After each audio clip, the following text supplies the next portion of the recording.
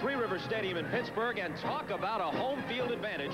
The Steelers are 83-18 here since 1970, and the Browns have never won in this stadium. 12 consecutive defeats. Hello and a belated Happy New Year, everybody. Bob Costas along with Bob Trumpy. NFL 82 has gone over all those complex playoff possibilities for you. Suffice to say, the Steelers are in, playing today possibly for home field advantage. The Browns are virtually assured of a spot in the playoffs, but certainly not assured of a victory here today if their past record means anything. Terry Bradshaw has always been the man that the Pittsburgh Steelers have kind of revolved around. And 2 weeks ago in Cleveland, I think we saw Terry Bradshaw at his absolute worst. He threw 4 interceptions on a very, very muddy field. That was part of the reason. But this was the second of 2 terrible games that Terry Bradshaw played. Hanford Dixon, as you're watching here, intercepts Terry Bradshaw 3 times, 4 interceptions on the day for Bradshaw, and the Cleveland Browns beat the Pittsburgh Steelers 10-9. But what a difference a week makes. Last week, here in Three Rivers Stadium, against the New England Patriots, first quarter action to Stallworth, 6 points. Bradshaw throwing with confidence in the third quarter to Greg Hawthorne, 6 points. They scored on 4 of their first 5 drives, and Terry Bradshaw appeared to be healthy. 2 weeks ago in Cleveland, I think it was just attitude. Team was playing up tight, scared to make mistakes. Coming off the Buffalo game where we played horrendously offensively. We were playing well enough defensively to win, but we weren't playing well enough offensively. Difference now, I think it's obvious. Attitude, the desire to go out and win games, believing in ourselves. Practices have been good, and it really is just that simple. Change your attitude, and you've got the talent, and you start winning again. While Terry Bradshaw credits a change in attitude in Cleveland, a change in quarterbacks has led to 2 straight victories and an apparent playoff spot. Paul McDonald, now the quarterback of the Cleveland Browns. And one of the interesting things I believe about Paul McDonald is that he has found a wide receiver in the person of Dave Logan. 8 catches in the last 2 weeks. This for a touchdown, and we find out why. Well, since we're roommates, he tells me to throw him the ball the night before the game, so that's basically the reason he's the leading receiver now.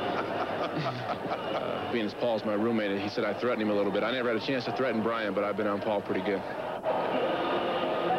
Sam Rutigliano, and what a house of horrors Three Rivers has been for him. In 1978, a 15-9 overtime defeat. 33-30 in overtime in 1979. 16-13, a loss in 1980 as Chuck Noll's Steelers won on a Bradshaw to Swan pass with 11 seconds left. Then last year, 13-7 Pittsburgh. The Browns had a chance to win it. Paul McDonald took them from their 5 to the Pittsburgh 12 with 2 minutes left, then was intercepted in the end zone. 12 straight losses in Pittsburgh for the Browns. Robert, some interesting stats on this Pittsburgh Steelers team. They are 83-18 at home and 34-5 against AFC Central Division opponents. Steve Cox's kickoff is a short one. Walter Abercrombie, the first-round draft choice, takes it and barely gets across the 20-yard line. Good kick coverage by the Browns, and a 13-yard return for Abercrombie. Bradshaw back on the beam a week ago against New England. Pollard and Harris are his backs. Franco ran for over 100 yards last week. Stallworth with 7 touchdown catches, and his name in a different color indicates that he's in the Pro Bowl. Swan and Cunningham are the other receivers. Swan with only 13 catches this year. Webster, the center, who hasn't missed an offensive play in the last 3 seasons, also in the Pro Bowl for Pittsburgh. From the 21, the game's first play from scrimmage. Pollard spins out of a couple of tackles and gets maybe a yard. Bob, first thing I note, the Cleveland Browns start with a 4-man front. They are primarily a 3-man front. They want to get Chip Banks into the ball game, and they want to get Tom Cousineau, and they want to get Clay Matthews when he's healthy. Watch Banks here, the rookie Pro Bowler from the Cleveland Browns. Only 4 Browns rookies have gone to the Pro Bowl, and Banks is really in select company. The others, Jimmy Brown, Paul Warfield, and Greg Pruitt. And Banks will go this year out of USC. Second down 9. Pollard in motion. Franco Harris. Out to about the 28, stopped by Clinton Burrell, who had a big game last week with 2 fumble recoveries at Houston. Harris, Golick, and Baldwin will start up front. Golick with 5 sacks and 20 tackles in his last 3 games. There are the linebackers. Cousineau gets the biggest pay, but Banks is in the Pro Bowl. And the secondary for the Browns, they've intercepted 9 passes in the last 3 weeks. Hanford Dixon picked off 3 Terry Bradshaw passes 2 weeks ago. Third down 3. Judson Flint is in, number 20, as the nickelback for the Browns. time for Bradshaw, but not a first down. Interesting defensive set by the Cleveland Browns. They had Bob Golick, who played linebacker in college and was drafted into the pros as a linebacker, standing up. He is generally the nose man. But the first series for the Pittsburgh Steelers, 3 downs and out. Last week, of course, they started very quickly. Worth repeating that they scored on 4 of their first 5 drives and really put New England out of business in a big hurry. John Goodson, the barefooted punter, and Trump, you're critical of his technique. Yes, he drops the ball much too far. You'll watch the distance the ball drops from his hands before it touches his foot. And at times he kicks poorly, but when he hits it right, it goes a long way. White Walker, the rookie from Nicholls State, returns to nearly the 40-yard line for the Browns. Paul McDonald and company will have good field position. Sam Washington, number 41, made the Pittsburgh tackle. The Browns offense, McDonald with Pruitt and White in the backfield. Logan, Feature, and Newsom are his targets. Logan, a 56-yard touchdown reception a week ago. Doug Deacon playing with a broken right hand, which has hampered him all season long. And there's the rest of their offensive line. The punt by Goodson, by the way, was good for 47 yards.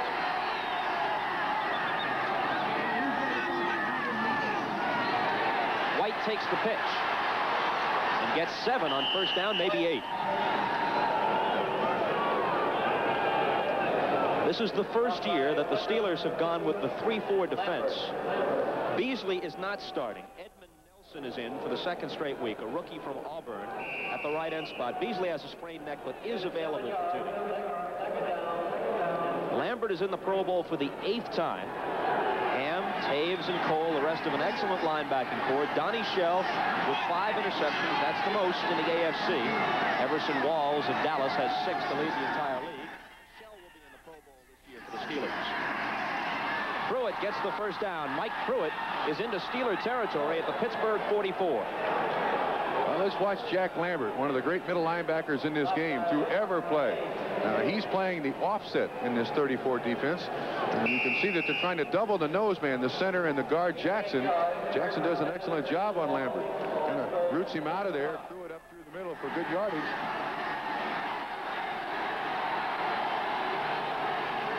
Played about 3 minutes of the first quarter. The Browns on the move with their first possession. Mike Pruitt.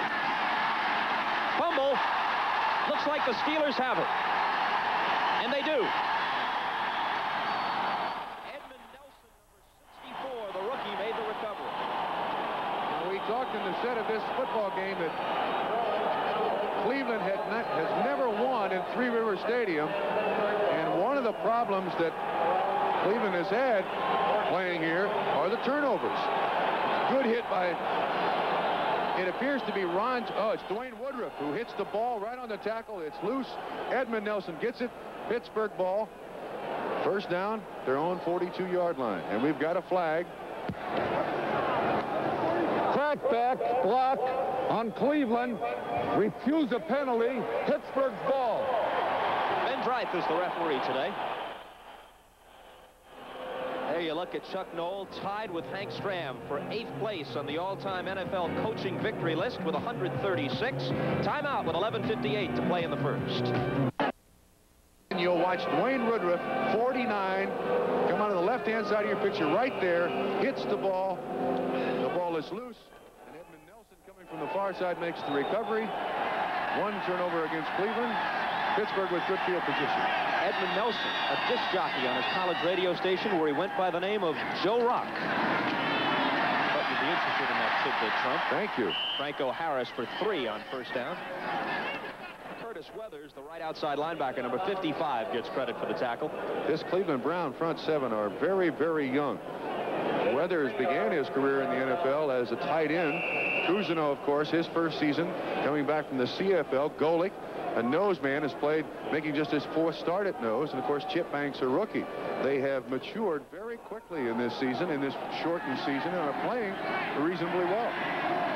They send Pollard, one of their running backs, out wide to the right, leaving Franco as the lone setback. Stallworth and Schwan both on the left side. 2nd and 7. Franco turns the corner. Big yardage for Franco. Into Browns territory at the 36-yard line, a gain of 17. The two longest runs in Franco Harris's entire career have come against the Cleveland Browns. 75 yards in 1972 and 71 in 1979. Bob, watch number 50, Tom Cousineau. He tries to break up underneath. There you see behind. He is the pursuit linebacker, and I think he should be out there trying to make the tackle for a 4- or 5-yard gain. It's one of the things I think a young guy has to learn, and he is a rookie, even though he's played 3 years in the CFL. Those pursuit angles in the NFL, I think, are different than the CFL. Here in Steeler country, it's unseasonably warm for the second straight week. Temperature around 40 degrees at game time. Bradshaw on first down. Wide open is Lynn Swann. Clinton Burrell throws him out of bounds, but not before a gain of 15 for Lynn Swann, who last week broke the record of L.B. Nickel and became the all-time leading receiver in Steeler history. That's the 331st reception of his career. Bob, I can't tell you what the key is, but Terry Bradshaw appeared to notice man-to-man coverage. And with the double receivers out to the left, Swann and Stallworth, Swann just simply goes down about 15 yards, breaks to the outside, and you can see the single coverage. Burrell loses that matchup with Lynn Swann. First down. The Steeler offense, which has sputtered on the road, has averaged better than 32 points a game this season at home. Franco. Only a couple of yards, despite a good block out in front of him by Steve Corson. Marshall Harris, number 90, with the tackle. Excellent pursuit. That's one of the things that's characteristic of that 34 defense. If the nose man, being Bob Golick, can consume 2 players, they're going to have one linebacker from the inside who is free to pursue. And, of course, Marshall Harris, not very big defensive end, very active. Jets lead Kansas City 3-0. Matt Leahy apparently is over his slump, 30 yards on the field goal. Clock winds down to 10 minutes to play in the first quarter. Second down 8. Lots of time again. Completion again. This time it's Stallworth. It's going to be first and goal, Pittsburgh at the 5. A gain of 15. Single coverage again, Bob. Cleveland corners to this point are giving a pretty good sized cushion to the Pittsburgh Steeler receivers. From the defense, Bradshaw's primary receiver is this way. Notice the coverage, and then Stallworth on a simple out pattern. 15 yards deep is open. A week ago, New England went primarily with man-to-man coverage against Stallworth and Swann, and both Steeler wide receivers burned the Patriots.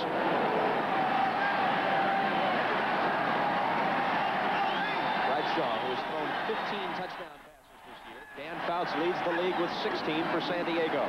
Pollard gets a couple before being cut down at the 3. Very characteristic of the Pittsburgh Steeler offense. This said it, try to run that trap up the middle. The strength of this football team has historically been its offensive line, even though this is the first year that 2 offensive linemen from the Pittsburgh Steelers are going to the Pro Bowl, in Webster and Larry Brown, since 1961. Brown finally, after 12 years in the league, makes his first trip to the Pro Bowl, but not starting today. Replaced by Tunch Ilkin, number 62, at the right tackle spot. There's the 16th touchdown pass on the tackle eligible to Ray Pinney. They tried that 2 weeks ago in Cleveland, and it didn't work. A year ago, they worked it against the Browns to Pinney for a touchdown, so they've tried it 3 straight times, and it's worked twice. Interesting note on that is that Ray Pinney must tell the officials that he is an eligible receiver. And if you can do it quietly so that Cleveland doesn't notice that you put another offensive lineman and he's lined up for the tackle, you can get away with it. And that's exactly what happened. Watch once again. Good play fake. Pinney had trouble getting off the line of scrimmage. It looked like 51, Eddie Johnson in coverage, but 6, and the extra point is good, 7-0. So at least temporarily, Terry Bradshaw shares the league lead in touchdown passes. This was his 16th, and Ray Pinney, on the tackle eligible, gathers it in. It's 7-0 Steelers with 9 minutes and 33 seconds to play in quarter number 1 at Three Rivers. Today's game is brought to you by Mazda, who invites you to experience the all-new Mazda 626.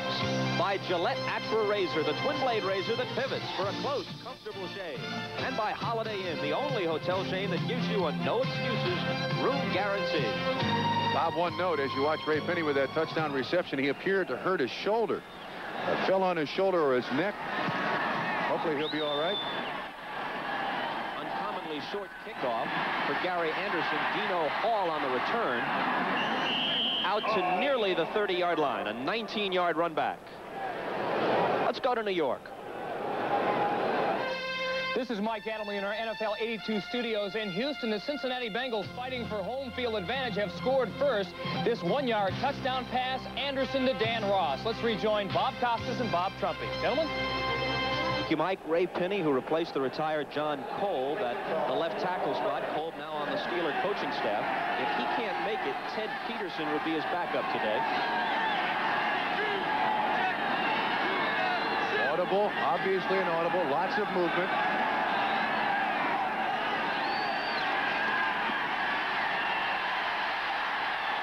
McDonald scrambling. A flag down, and McDonald out of bounds just shy of the 30-yard line. First thing I notice is that holding Cleveland, Ozzie Newsome, the tight end, had a great deal of difficulty getting off the line of scrimmage. And McDonald, watch this.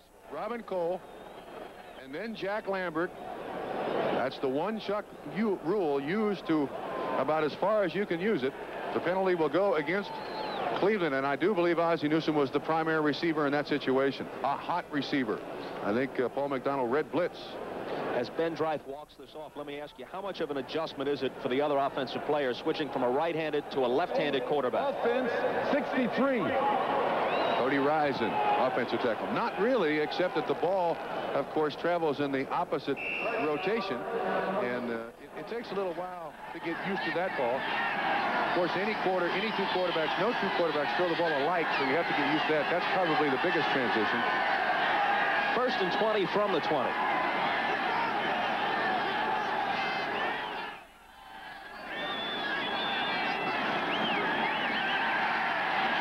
Short drop, wobbly pass is nonetheless there, and Ricky Feature makes the catch. They'll get about 14 yards on it. It'll be 2nd and 6. But, Bob, I make this comment, though, in the early stages of the game, either Cleveland is having problems understanding what Paul McDonald is saying with the audible, or Pittsburgh's defense is doing a great many things that they don't generally do. You see a lot of confusion out there on the part of Cleveland.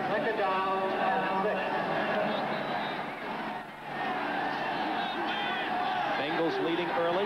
Jets, as we told you, leading early.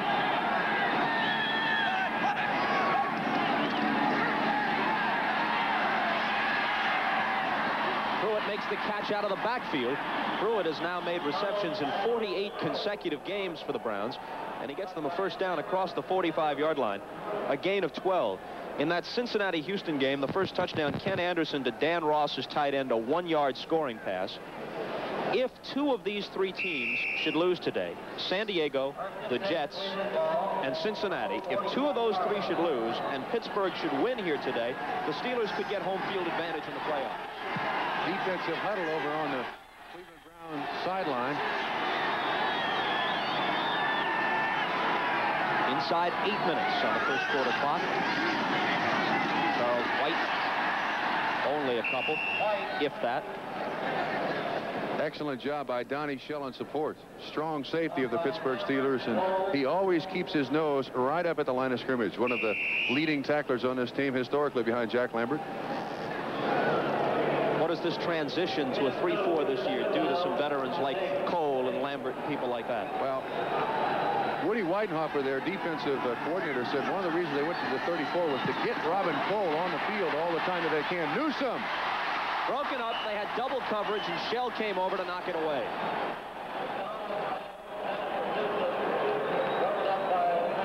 Gary Dunn was also in Paul McDonald's face. That's a double rotation zone. Coverage by the linebacker and the safety. Shell comes back to help out the linebacker. Actually, as a fifth defensive back, Ron Johnson's a free safety. Watch again. Blitz by Robin Cole. Then it's just a foot race up the middle. For some reason, Johnson was fooled, but incompletion. 3rd and 8 now from just shy of the 49-yard line of Cleveland. Dwight Walker, number 42, is in as a 3rd wide receiver for the Browns. Out of the shotgun, McDonald. This one for Logan, and it's picked off. Dwayne Woodruff makes the interception. Well, the Browns coming into today's game had been +8 on the giveaway takeaway table, which is a very fine number. But today they've turned it over twice in the first 8 minutes of the first quarter. Bob, in that situation, I don't believe Dave Logan saw Paul McDonald throw the football, and therefore he was late in making the adjustment. And you can see it's over his outside shoulder. I believe Logan is looking for the ball over his inside shoulder.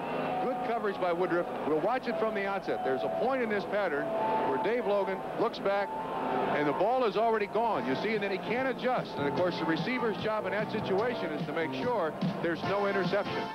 Woodruff's 5th interception. It ties teammate Donnie Shell for the conference lead. Comes back on the field, Trump. We see Ray Pinney, number 74, is back in. Good news for the Pittsburgh Steelers. They're already missing their number 1 tackle, Larry Brown. Pinch Hilton there, his replacement. First down pass from the 10. It'll be good for first down yardage to Lynn Swan, a gain of 13. Ron Bolton on the coverage. Of course, he's replacing Lawrence Johnson for the Cleveland Browns, who's out with knee surgery.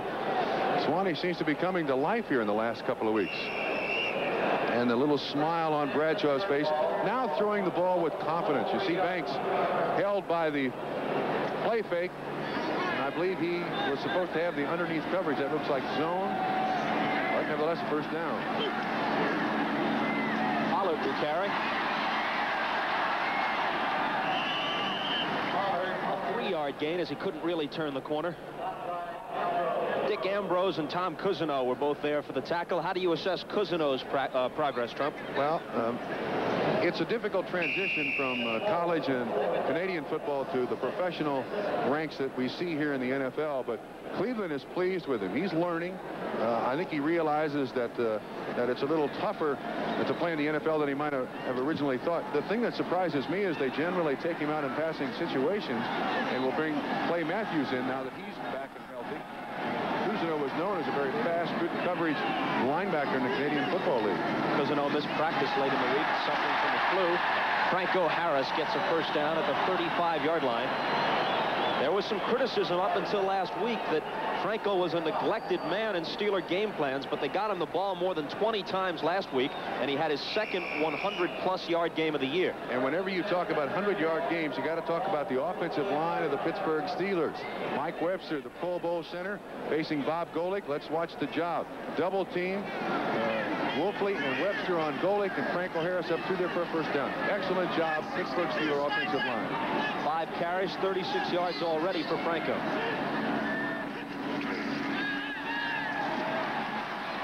Bradshaw with lots of time, and in a crowded Stallworth. Now he coughs it up, and the Browns have it. Ambrose makes the recovery. First of all, it was an outstanding catch, and it was a gutsy throw by Terry Bradshaw in coverage, but that's very characteristic of Terry Bradshaw. He stays with the primary receiver. He scans the field. And watch this. Excellent catch by Stallworth, and then when does he lose control of it? Oh, it appears that it's hit by Clarence Scott. Dick Ambrose with the recovery. Now 2 turnovers for the Cleveland Browns, 1 for Pittsburgh. 4:55 remaining in the first quarter, and the Browns have the ball back. As you look at Dick Ambrose on the sideline, that's now the 12th turnover the Cleveland Browns defense has gotten in the last 3 weeks. They had 9 interceptions, and that was the 3rd fumble recovery. Logan in motion on first down. White takes the deep pitch and is drilled for a loss. John Goodman and Edmund Nelson were there. Goodman primarily, number 95.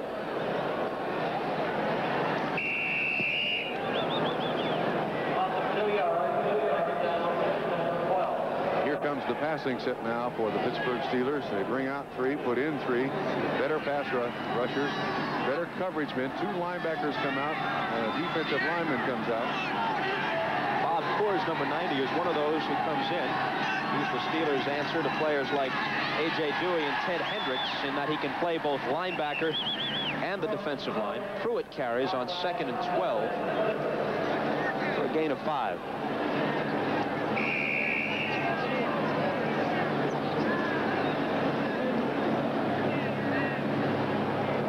Just 8 touchdowns in 6 post-strike games allowed by the Steeler defense. Speaking of problem scoring, the Cleveland Browns have come up with a grand total of 1 touchdown in the first half of the games they've played since the season has resumed. And they trail here 7-0 late in the first quarter. On 3rd down, McDonald again with a deep throw, and Donnie Shell is there to break it up.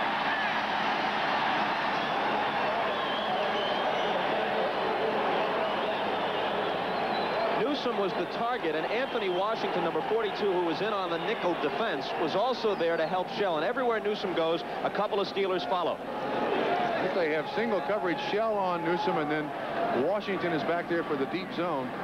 Excellent job by Donnie Shell. Steve Cox averaging just shy of 40 yards a punt.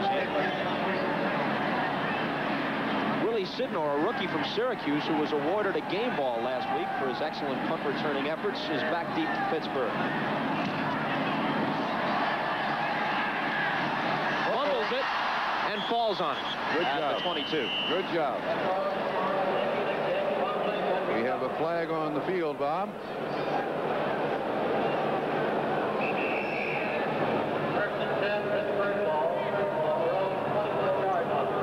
Illegal man downfield. That was an excellent job by Sidnor, not trying to gain yards, but regain possession of the football. The head man of the Pittsburgh Steelers says no. Refuse that one. We'll take Illegal the ball. man downfield, 59. Decline a penalty. Pittsburgh's ball. Quite a contrast in the punters, Trump, not only in that Cox wears a shoe and Goodson doesn't, but Cox has a very low drop and Goodson drops it from the ceiling.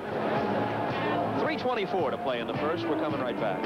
Mike, and again, although it's complicated, Trump, these games mean something to Pittsburgh and to the Jets and clubs like that. Even though they're assured of playoff spots, they'd like to be at home, if not in the first round, then maybe in the second, depending upon who might be upset in the first round. Can I wait till Tuesday and have the NFL figure that out and then read it? Probably the best idea. Okay. 3:24 remains in the first quarter. Franco. Big opening period for Franco Harris. He gets 8, maybe 9 yards before Marshall Harris makes the tackle for Cleveland. Interesting thing about the Pittsburgh Steelers offensive line, they're not extremely tall people. They're all about the same size.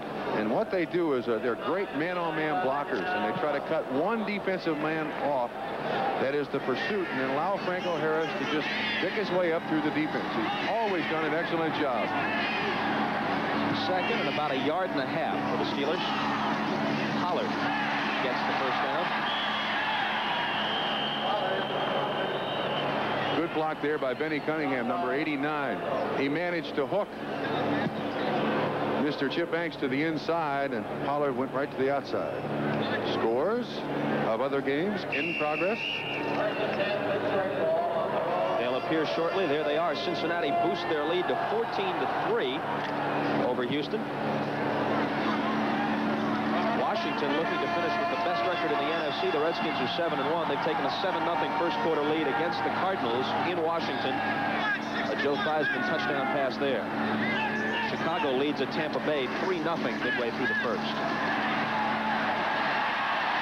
John Stallworth makes the catch. That's another first down for the Steelers, a gain of 11. Now, Bob, the Steelers are doing a very interesting thing. When Bradshaw reads blitz, the receivers are simply going down 10 yards and turning around. Cleveland, with man-to-man coverage because of the blitz, are allowing a pretty good-sized cushion on the receivers, and it's not really very difficult to complete passes. You can see right there, there's almost 4 yards of cushion between Stallworth and the defensive end for the Cleveland Browns. Bradshaw now 6 of 7, 78 yards. He's hot. Minute and a half remains in the first quarter.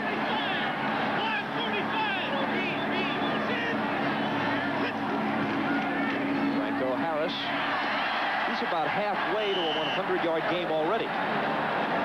Bob, last week we saw Pittsburgh play New England, and they chose to run at Ken Sims, the defensive end of the New England Patriots.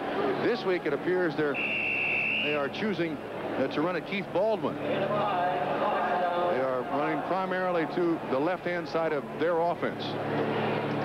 Mike Robinson, who normally starts at that spot, left home in Cleveland. He's been ill all week. Baldwin, the rookie rookie from Texas A&M, number 99, gets the start in his stead. 2nd and 5 from just across midfield. Look out. Bradshaw was not sacked last week at all by the Patriots, but Curtis Weathers gets sack number 1 on the day for the Browns. 2 weeks ago in Cleveland, the Browns blitzed like crazy, and they're going with the same strategy today. I think Terry Bradshaw read it. He was hoping that one of the receivers was hot. You see Banks, he'll be blocked by Harris, but Weathers comes free from the backside. It appears that somebody missed an assignment somewhere. Bradshaw looking strong, and there was no outlet receiver, or what they call in the business a hot receiver. When he reads blitz, look for the ball immediately. 3 wide receivers with Jim Smith in on 3rd and 14. 5 defensive backs for Cleveland. This time Terry has time, and the man is wide open. Jim Smith for a first down deep in Browns territory at the 20. 44 yards. And for Dixon on the coverage, 2 weeks ago he had 3 interceptions. And there was really a blown coverage somewhere. Jim Smith, one of the great third receivers in the game. I think this is man coverage. Dixon on Smith all the way. Bradshaw has time to throw the ball. Wobbly pass, but he gets it over Dixon. Excellent catch by Dixon. First down, or excuse me, excellent catch by Smith. And he was in the first quarter 7 of 8, 112 yards and a touchdown. Jack Lambert pictured there. Correction on the last pass. It went for 38 rather than 44 yards as the first quarter ended. Now for the Browns 20. Franco Harris. His total now at 56 yards after that carry. Interesting call. 3 wide receivers run Franco Harris up the middle against the 34 set. Total domination by Pittsburgh in the first quarter. Time of possession, yards, rushing, and passing. 2 turnovers by Cleveland, 1 by Pittsburgh. Pittsburgh on the board for 7-0. Driving once again.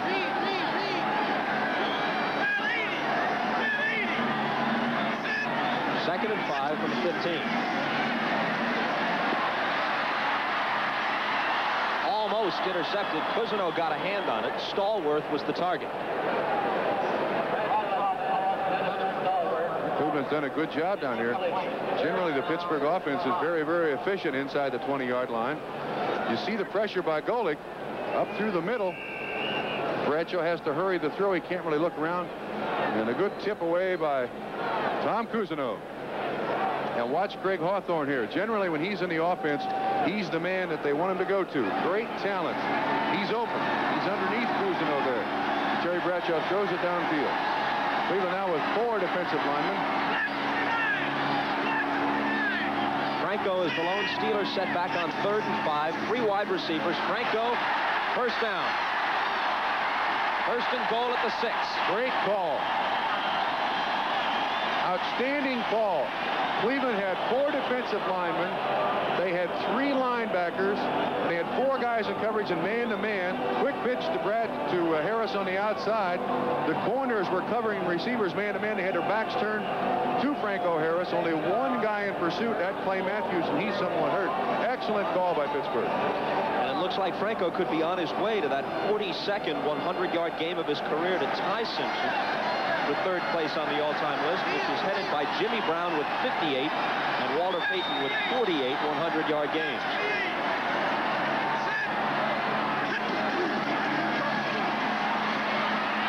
It didn't take long to get it. A flag goes down. Stallworth has the reception, which, if it stands, would be his 8th touchdown of the year. Offensive pass interference.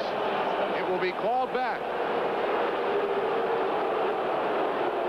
You are correct, Mr. Trump. That doesn't happen very often. You don't generally see that call. Look at that face. I don't know what Chuck Noll had for breakfast this morning, but it wasn't quiche. Offense pass interference, 82. The science of being a receiver in the NFL is when you get down to the goal line and there is contact with the defensive man, you want to be in control of the contact. You try to be in control so you can bounce off the contact and be open. We will not see the contact, but the official is right behind the situation. He was there to make the call. Hanford Dixon was the man interfered with, so it'll now be first down and 16 for a touchdown.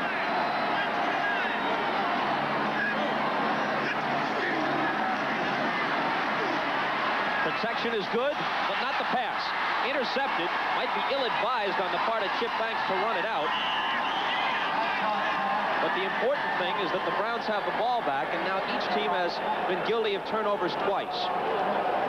I think if Terry had his druthers, he'd rather have that one back. Poor choice in that particular situation. Banks back in coverage did an excellent job. Terry appears to have time here, although Golick is pressuring him once again. And it appears to be a pretty easy interception by Chip Banks. Chip Banks, the only Browns player in the Pro Bowl this year. The Browns have not sent a defensive player to the Pro Bowl since the mid-70s when Jerry Shirk went. That's Chip Banks, who intercepted Terry Bradshaw, and he's an all-star as a rookie.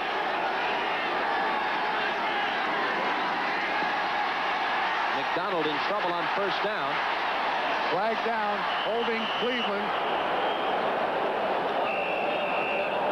If that's the case, it makes no difference that Pruitt dropped a very catchable ball.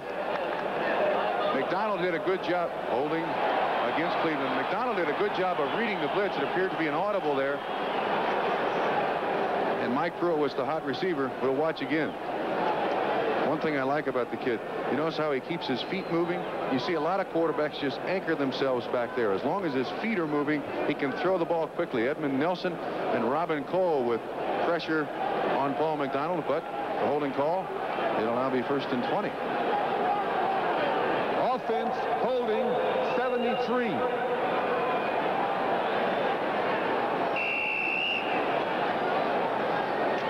How can he hold? He's got a cast on his hand. Tough defense.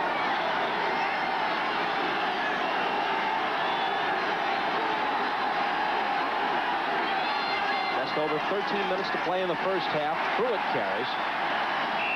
And only to about the 10-yard line. It'll leave them with second and long.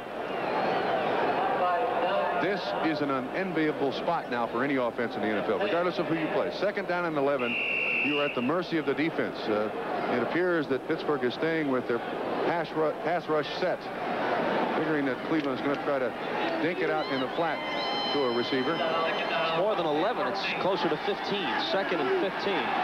Nonetheless, the Browns are glad to be here. A moment ago, it seemed like they would trail 14-0. Penalty called back, a Steeler touchdown, and moments later, Banks intercepted Bradshaw to keep it at 7-0.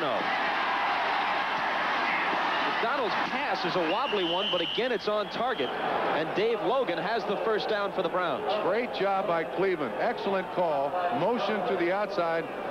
It appeared to be Ricky Feature made Jack Ham in single coverage, put Jack Ham in single coverage on Dave Logan. Just a simple out pattern. McDonald has the time to throw it. And then you see the two deep zone. Jack Ham, watch this. Single coverage. The motion created this. Excellent job, well thrown, perfectly timed, and the roommates connect for the Cleveland Browns. Logan and Paul McDonald first down. Breathing room now at the 29. Pruitt. Nice little stutter step at the line of scrimmage. A flag goes down, and so does Pruitt. He got 12 on the carry, but let's see if it stands up. Holding against Cleveland again.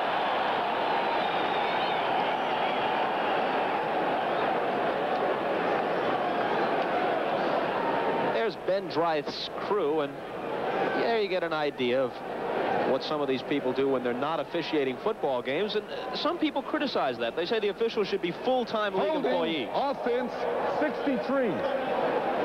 Ben Dryth has been an official for 23 years. Isn't that something? You would think that this would be a sport, being an official, that would run you out of this business in a hurry. He's tied with Jim Tunney for the most tenure in the National Football League as an official.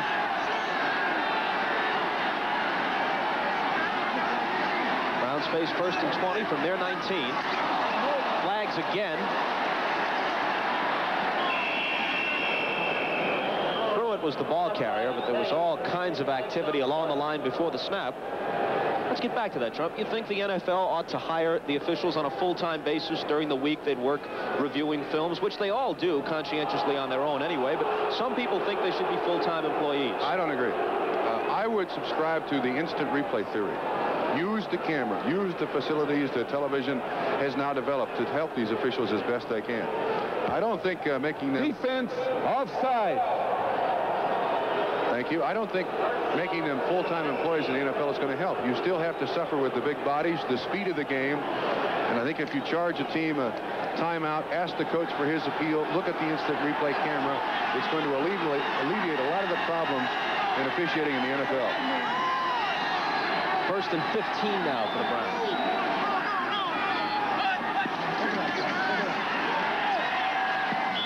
Incomplete for Newsom.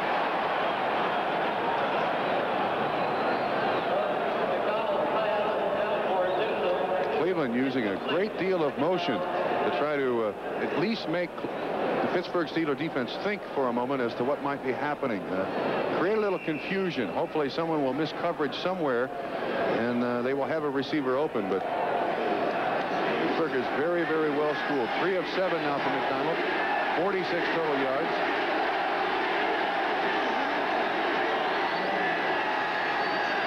Blitz. Incomplete. He got it away, but Feature couldn't hold it. Woodruff was one of 2 people over there on the coverage.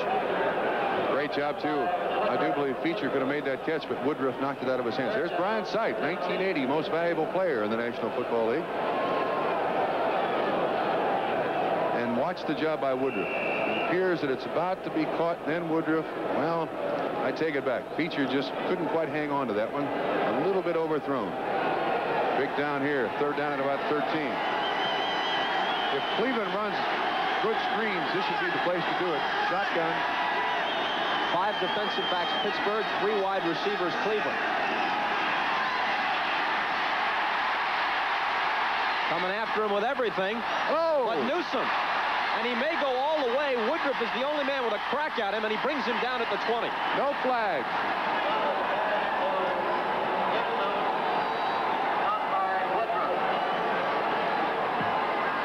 Excellent job. Paul McDonald keeping his presence, got outside of the pass rush, which was the first mistake by the Pittsburgh Steelers defense. You want to keep those pass rush lanes. Keep that guy in the pocket. Watch him move to his left. Right outside there, there's nobody between he and the receiver. And then, of course, the defensive backs have to worry about the quarterback running and the receiver catching. Washington there was the man that was designed to cover Ozzie Newsome all over the field. Now watch Washington. He thinks he's going to run. You see that little hesitation. Got the room for Ozzie Newsome. Giant gain. 54 yards, and then this tackle by Woodruff prevents a touchdown. But it's a first down for the Browns at the Pittsburgh 21 with 10:46 to play in the first half. Thanks, Mike. Here it's 7-0. The Steelers over the Browns, and watch again the 54-yard pass and run between McDonald and Newsom. Excellent catch by Ozzie Newsome on a totally busted play. You can't really fault Pittsburgh except for allowing McDonald to get outside the pass rush. Logan in motion on first down. Short drop by McDonald. Newsome another catch. Not much of a gain, perhaps 4 yards. At this point on the field, it seems that the fashionable thing in the NFL to do is run a lot of picks. And this was the attempt. You saw Logan come inside to try to pick Johnson off of Newsome, the outside receiver. And it's good for about 4 yards, but generally they hope for more, 7 or 8 yards. It's not designed really to get in the end zone. That is, unless the defensive man falls down. McDonald now 5 of 10, 105 yards.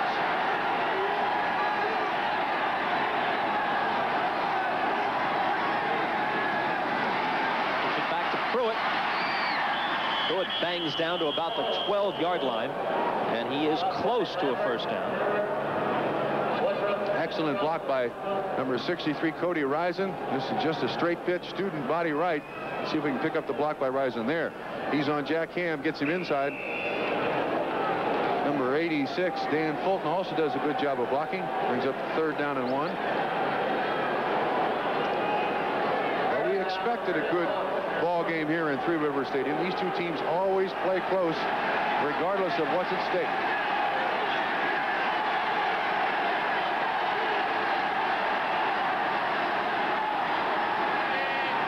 Short 1. Pruitt. Did it. Probably not. A charitable spot might give it to him. Lambert and Cole, 58 and 56, in on the stop. It used to be called the steel curtain. Now the solid steel defense. Anchored by one Jack Lambert for so many years. Interesting that I believe Jack Lambert plays at about 220 pounds. One of the most fearsome linebackers there is in the game, and yet hits like he's a lot heavier. Cleveland wants a timeout. They're not going to have to measure. They do not have the first down. It's 4th and less than a yard. And while Sam Ratigliano thinks it over, we'll tell you there are 9 minutes and 48 seconds to play in the second quarter. And we'll return to Pittsburgh after this. Now for the Cleveland Browns with 4th down and inches. I'll tell you what I'd do, Bob. I'd go out there if I were Paul McDonald, and of course this is the choice of the head coach. Tell the offense, no matter how many times I yell hut, do not move. Run one guy in motion after about the 4th hut and try to draw Pittsburgh off sides to get a cheap first down. Their field goal kicker, Matt Barr, is 7 of 15. Not sure that they want to try him right here. Let's see what happens. Mike Pruitt and Charles White are the backs. Featuring Newsom shifting. They pass for it and get it. Charles White gives them a 1st and goal. Great job. Excellent call. Motion away into the formation. Have an extra man in there for pass protection. And White, an excellent receiver out of the backfield, just over the outstretched arms of the defensive linebacker. You'll see this thrown quick. Of course, McDonald left-handed. That's thrown his way. I couldn't really see who got his hands up there, but Shell with a saving tackle. First down, Cleveland. Houston comes back at the Astrodome now to make it 14-13 in the second quarter. 7 minutes and 21 seconds to play until halftime there. Timeout again by Cleveland.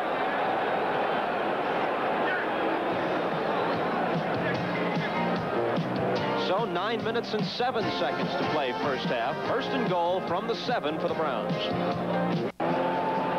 The Browns come into Pittsburgh today aware of the fact that they are in the playoffs unless they lose this game and Buffalo and New England tie at Foxborough. They're also aware that they have never won at Three Rivers Stadium. 0-12 here. On 1st and goal, it's White. Turns the corner and gets down to the 1. That's a dangerous call because you run the risk of losing 3 or 4 on the deep pitch, but he turned the corner and made it a gain of 6. He did a great job, too, making that little dip towards the line of scrimmage. It hesitated, made the pursuit hesitate ever so slightly, and then with good speed to the outside was able to get the corner. Great blocking by Newsom. Logan came that way in motion, and also Cody Risen. And we'll pause briefly for station identification. This is the NBC television network. WPXI, the news station.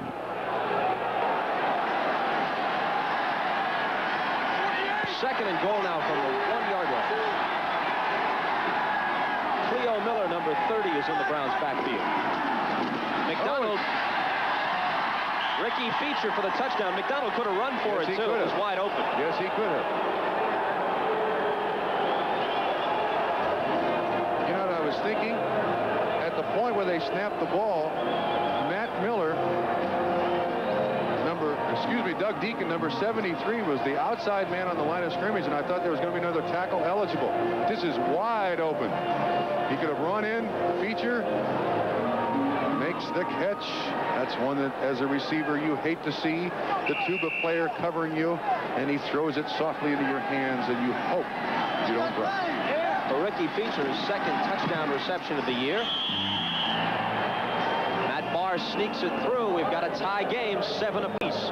8 minutes and 15 seconds to play in the first half in Pittsburgh. How about Bob Trumpy? It's always interesting at latter stages of the season, difficult to beat a team like Kansas City. That's a contract game for the Kansas City players. Next year's contract. Kickoff takes a high bounce, and Abercrombie lets it go into the end zone. Pollard scooping it up there. Touchback Steeler ball at the 20. The 85-yard drive, which the Browns just completed in 11 plays and 5:03 elapsed time, the longest scoring drive allowed by the Steeler defense this year. Big play, of course, was the catch by Newsome, and of course the 4th down conversion. Very gutty call. Sam Rutigliano, of course, knowing that the Cleveland Browns control their own destiny if they win this game, and it's in the hands of other people if they lose, letting it all hang out.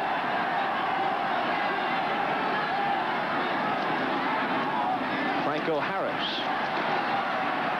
A couple of yards on first down before Ambrose and Cousineau wrap him up. That's some expensive tacklers right there. Cousineau and Banks, first-round draft choice and the highest-paid linebacker in the NFL. Number 50, Cousineau, slides along the line of scrimmage.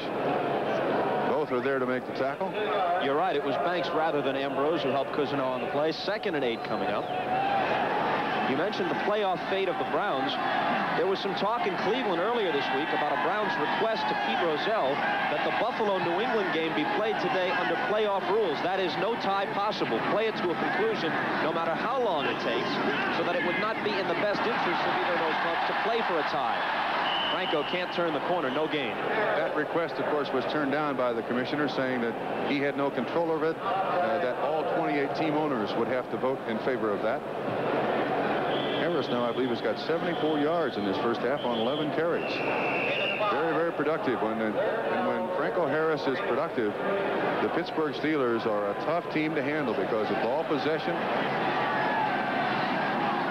New England jumps out to a 3-0 lead in the second quarter over Buffalo. John Smith from 42 yards out for the score.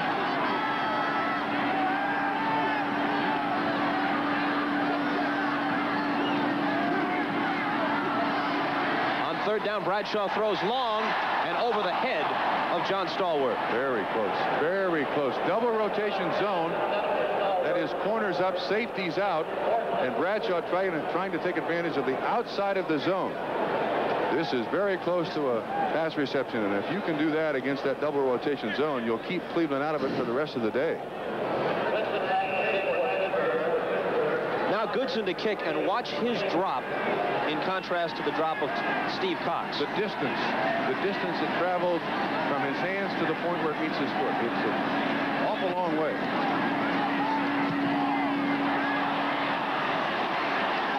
Dwight Walker, a fair catch at the 35 of the Browns. 40-yard kick by Goodson. That's one of the problems when you drop it that far. If it doesn't hit your foot exactly right, there is a chance, of course, of a shank. The Hula Bowl in Trump. We are Honolulu bound. I'll take off my battery-warmed socks and put on my flowered shirt.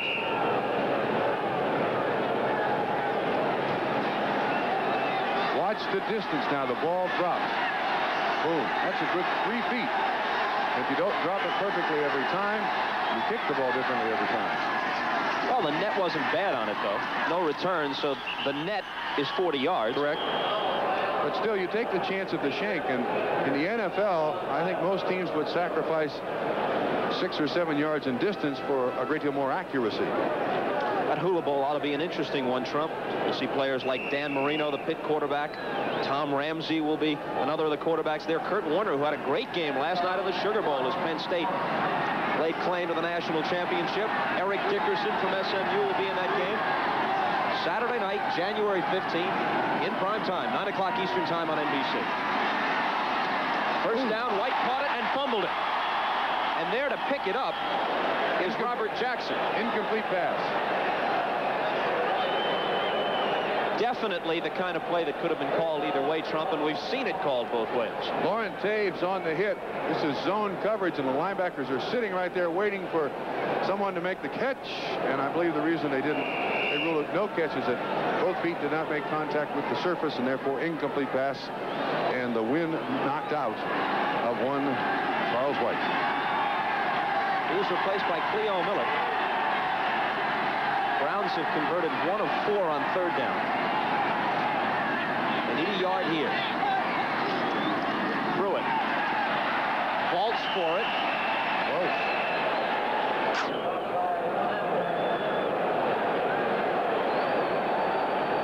Cleveland does not believe they've converted to the 3rd down to 1st. The punting team appears to be coming on the field. This telecast is presented by authority of the National Football League, intended for the private use of our audience. Any rebroadcast or other use of this telecast without the express written consent of the Pittsburgh Steelers and the NFL is prohibited. Cleveland now 1 of 5 in 3rd down conversions. That's always a big stat in the game, and they've had a couple of 3rd and 1s that they couldn't convert, which is not good news for the Cleveland Browns. Now watch this kid's drop. It's about 18 inches. And blocked. Could turn into a touchdown. The Steelers will score on it. Taking it in is the reserve tight end, John Rogers, number 87.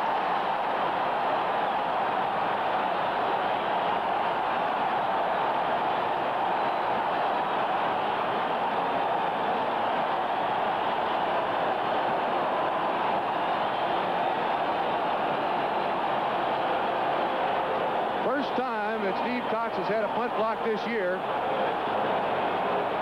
And it's converted into a touchdown. Both of those guys, 87 and 41, Sam Washington, appear to be virtually untouched. Look at there.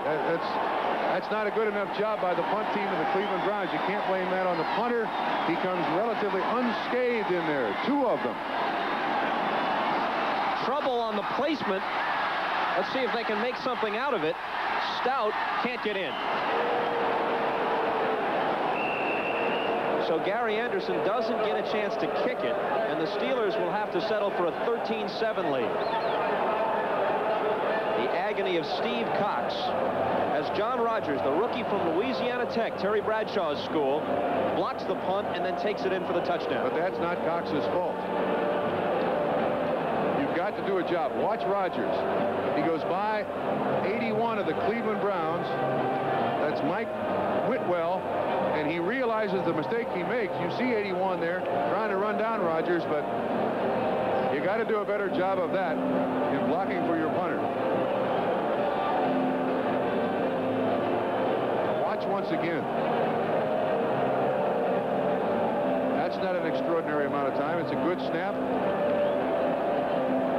6 points, 6 cheap points for the Pittsburgh Steelers. If Rogers hadn't blocked it, Sam Washington, another rookie from Mississippi Valley State, would have. There's Mr. Whitwell. Now he's got to somehow make up for that mistake.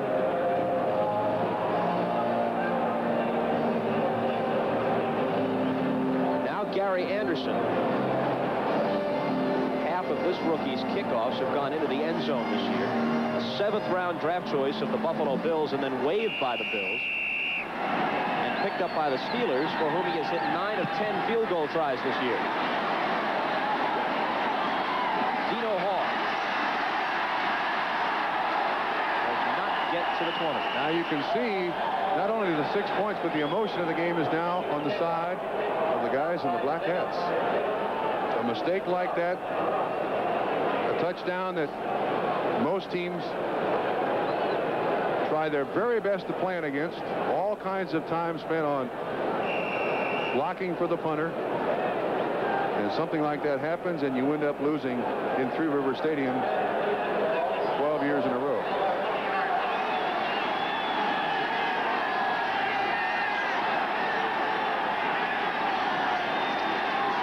.5:20 to play in the half as McDonald goes to the air on 1st down. Incomplete.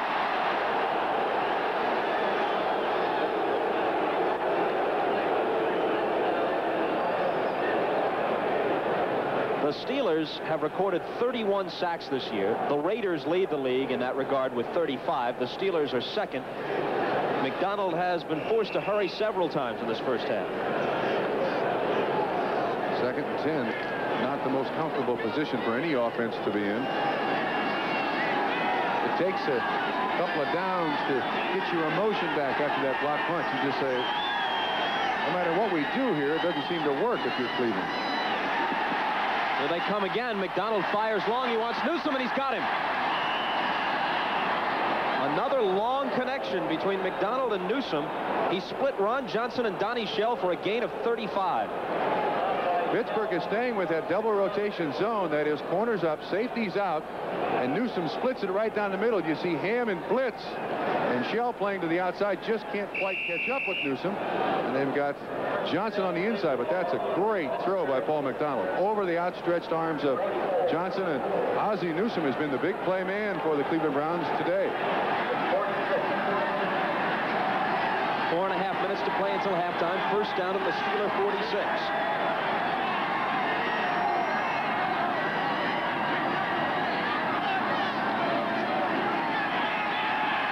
Top again. He's open. Look at Fulton. Dropped it.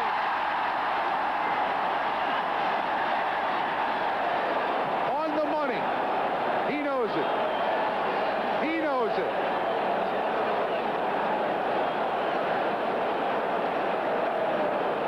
That's the chance of a lifetime of the first half for the Cleveland Browns. The coverage they want, the correct play call. Fulton with excellent speed once again behind Johnson, behind Shell, and it's not to be. I like that qualifying statement, Trump. That's the chance of a lifetime in this half. Well, I do the best I can. So does Fulton, but that time it wasn't meant to be. 2nd and 10. Frustrating sequence of events for the Browns. This time feature.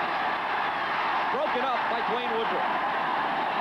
Bob, I'll tell you what, the Pittsburgh Steelers are blitzing a great deal. The Cleveland Brown offensive line, they are doing an excellent job of picking up those receivers, and Cleveland's receivers have been open this first half. This is once again a great pattern run by feature. You see Lambert coming up through the middle. They pick them all up. There's time. And this is just a great play by Dwayne Woodruff. Heck of a play. One of the best athletes that Pittsburgh has on their football team. McDonald has thrown long at least a half dozen times in this first half. Shotgun. On 3rd and 10. He wants feature, who was bumped by Woodruff. Pass interference. Good call. That ball was thrown before feature even looked back to the quarterback. I'm not sure what Dwayne Woodruff is complaining so much about, but I believe that to be a good call.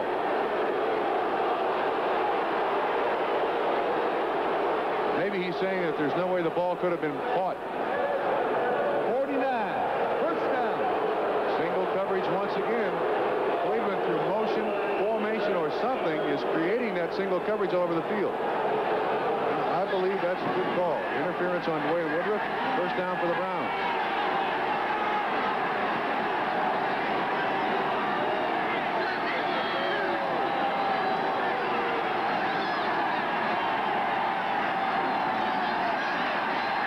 McDonald again, and this time the sack. Barry Dunn got there. Number 67. Just as soon as I said Cleveland had done an excellent job in protecting the quarterback with just 3 guys in the pass rush, Dunn gets to the quarterback. Right over the center. Tom DeLeon.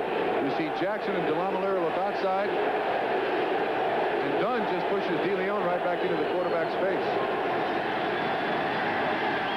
They lose 7 back to the 40. Clock running with 3:40 to play in the half. 13-7 Pittsburgh. 2nd and 17. Blitz. The draw doesn't work.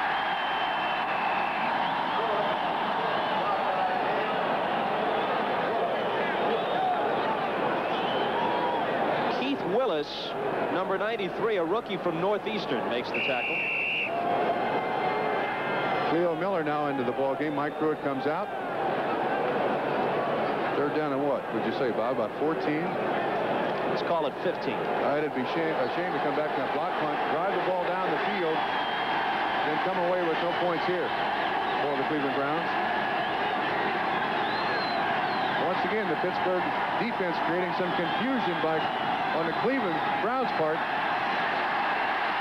McDonald in trouble. The ball knocked away. Who's at the bottom of the pile with it? I don't know who's got the ball, but I think we got to credit Robin Cole with stripping it right out of Paul McDonald's hands. Pittsburgh ball.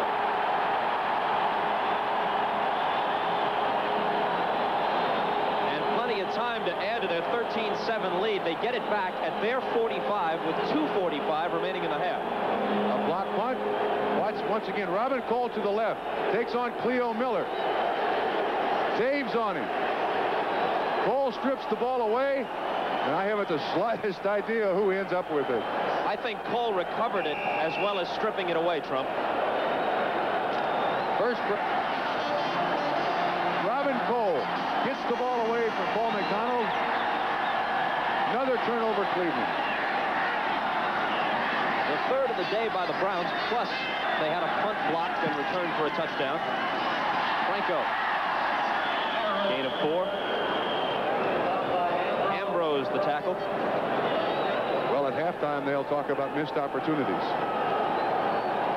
Cleveland has had their chances. Pittsburgh, of course, has played very well. They've created a lot of those turnovers.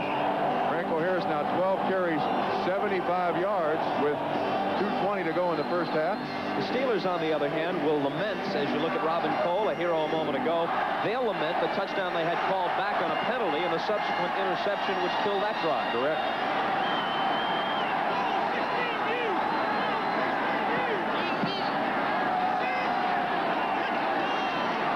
Franco. Close to a first down, but short of it. Bob Golick, Keith Baldwin, and Tom Cousineau all around the ball carrier. 2-minute warning, which actually comes with 1:56 showing on the clock. The Steelers lead it by 6, and we'll be back after this. The preceding announcement was furnished by the National Football League. 3rd down 1 upcoming for the Steelers. Just shy of the 45-yard line of Cleveland. Buffalo, after trailing 3-0, comes back to lead 13-3 at New England. Kansas City pounding on the New York Jets, 24-6 in Kansas City. Ooh. Washington at 7-1. Their only loss, they were beaten by the Cowboys and leading the Cardinals 7-0 in the first. Bradshaw to the air for that yard. But it's dropped by Cunningham. The first time he's gone to his tight end today. What do you do here? Do you go for it? Cleveland's only got one timeout left. Now they're going to punt it. Take no chances. More than happy to go in at halftime leading 13-7. That ball should have been caught. Good call, even though it didn't work? Yes. Excellent call. Not one that Pittsburgh uses very often.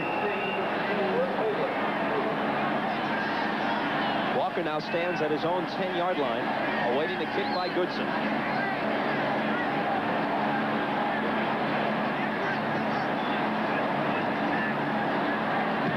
A little rush by the Browns.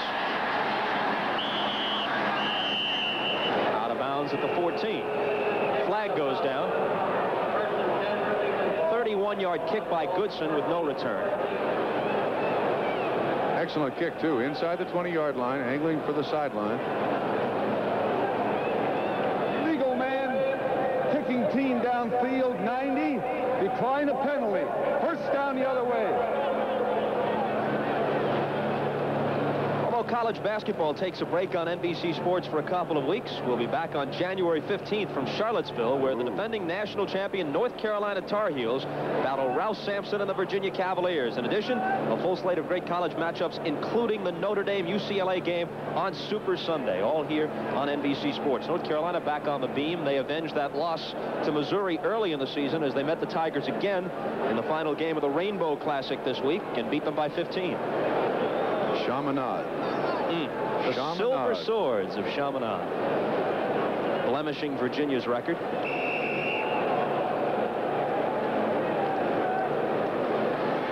Cleveland has one timeout remaining in the first half.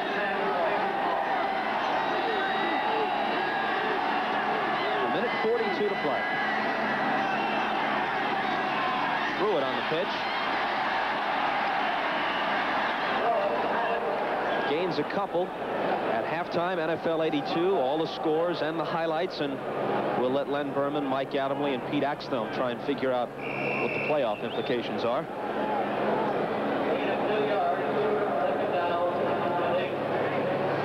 Bradshaw knows he'll be there. He doesn't know exactly where and against who yet.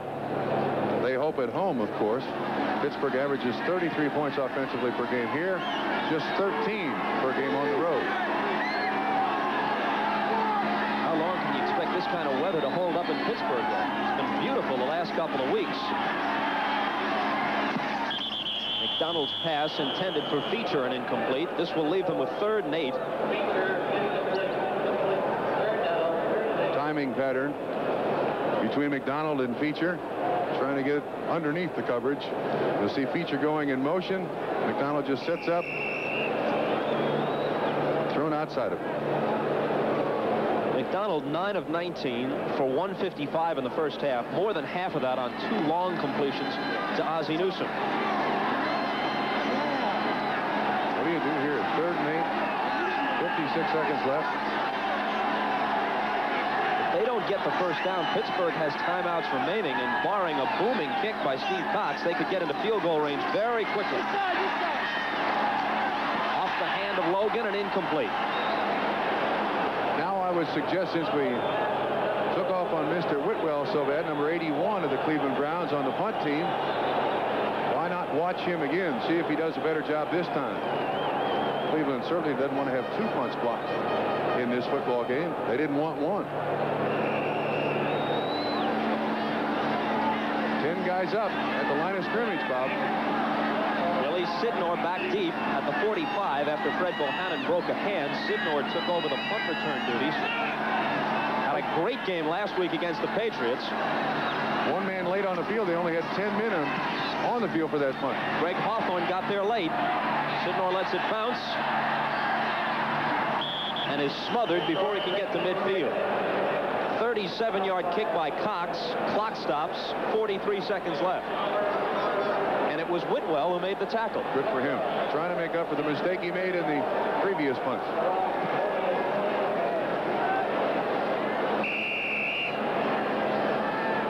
But when you realize the mistake you made, when you watch those films on Tuesday, you try to find a crack in the floor to crawl in when that play is shown on the screen. It was a rookie's mistake by Whitwell, a rookie's nightmare. He's from Texas A&M in his first year in the league. Bradshaw trying to get them at least into field goal range. Swings it to Franco. He can't get out of bounds. Met by Chip Banks and slammed down. No huddle play. Bradshaw will go into the series with 2 plays called. Now he calls timeout. Well, if they were going to call a timeout, why not call it right away? Well, I think his intention was to run a preset play so that they could then hope for a completion, get the ball farther down the field, then go to the sideline and leave 1 last timeout for the field goal kicker. And Anderson is a threat to kick it from, I'd say, 50 yards, so they only need about 15 in order to be in his range. And 3 points at the end of this first half would certainly lift the spirits of the Pittsburgh Steelers. Between 40 and 49 yards, this rookie, Gary Anderson, is 5 for 5 this year. He's 9 of 10 overall. He missed his first one. Actually, it was blocked by Dallas. Since then, he's made 9 in a row. Last year at Syracuse, he set an NCAA accuracy record by making 18 of 19 for the Orange Men. And yet he wasn't drafted until the 7th round by Buffalo, and even then he was released by the Bills. I was very interested in a comment that Chuck Noll made. He said, until we got Gary Anderson, I always considered the distance generally for a field goal kicker to be very accurate is 30 yards. He said, with Gary Anderson, I've got to change my mind and make that 40 yards. He is an unbelievable kicker. And, of course, the fact that he can get the ball in the end zone on kickoffs is the main reason he made this ball club last year. Because the defense wasn't as... this year. The defense wasn't as staunch as it had been in the past. 2nd and 5. Nice catch by Swan and out of bounds. Right now at the 33, 43, and 7. 50 yards. They're now in his range. Ron Ron Bolton was arguing that Swan was out of bounds before the reception, but it's a gain of 14. There's no love lost at all, Trump, between Bolton and Swan. Bolton replacing Lawrence Johnson, who underwent cartilage and ligament knee surgery in Cleveland this week. Devastating loss. He was a world-class sprinter, and they wonder if what effect that's going to have on him. He was a fine defensive back for Cleveland. Remember last year when Swan and Bolton each accused the other of spitting at him.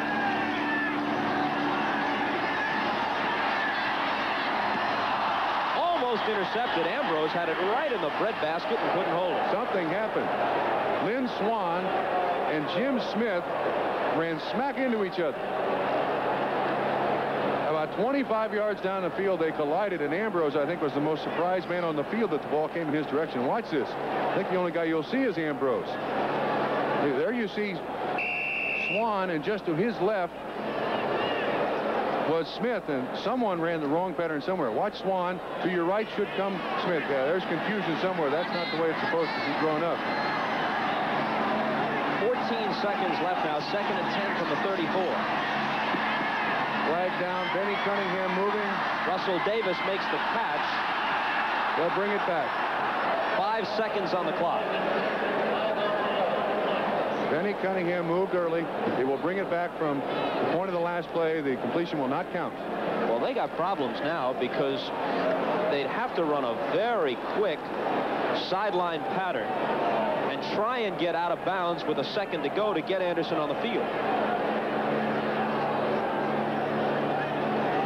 Well, they should mark it from where the ball was last snapped, not where the completion was made. In which case they'd go back to the 39, and from there to be a 56-yard field goal try. With 5 seconds left, I'd try it.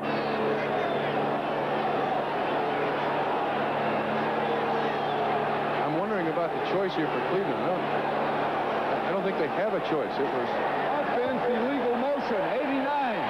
They're going to try it.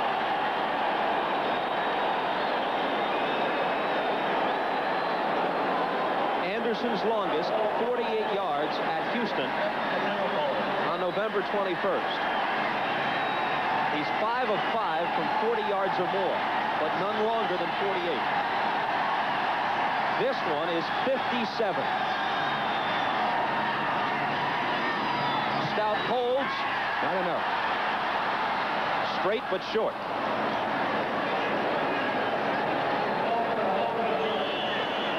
So a string of 9 consecutive successful field goal attempts by Anderson ends, and the Steelers take a 13-7 lead into the locker room. Trump, impressions of this first half. Cleveland gets the ball at the beginning of the second half.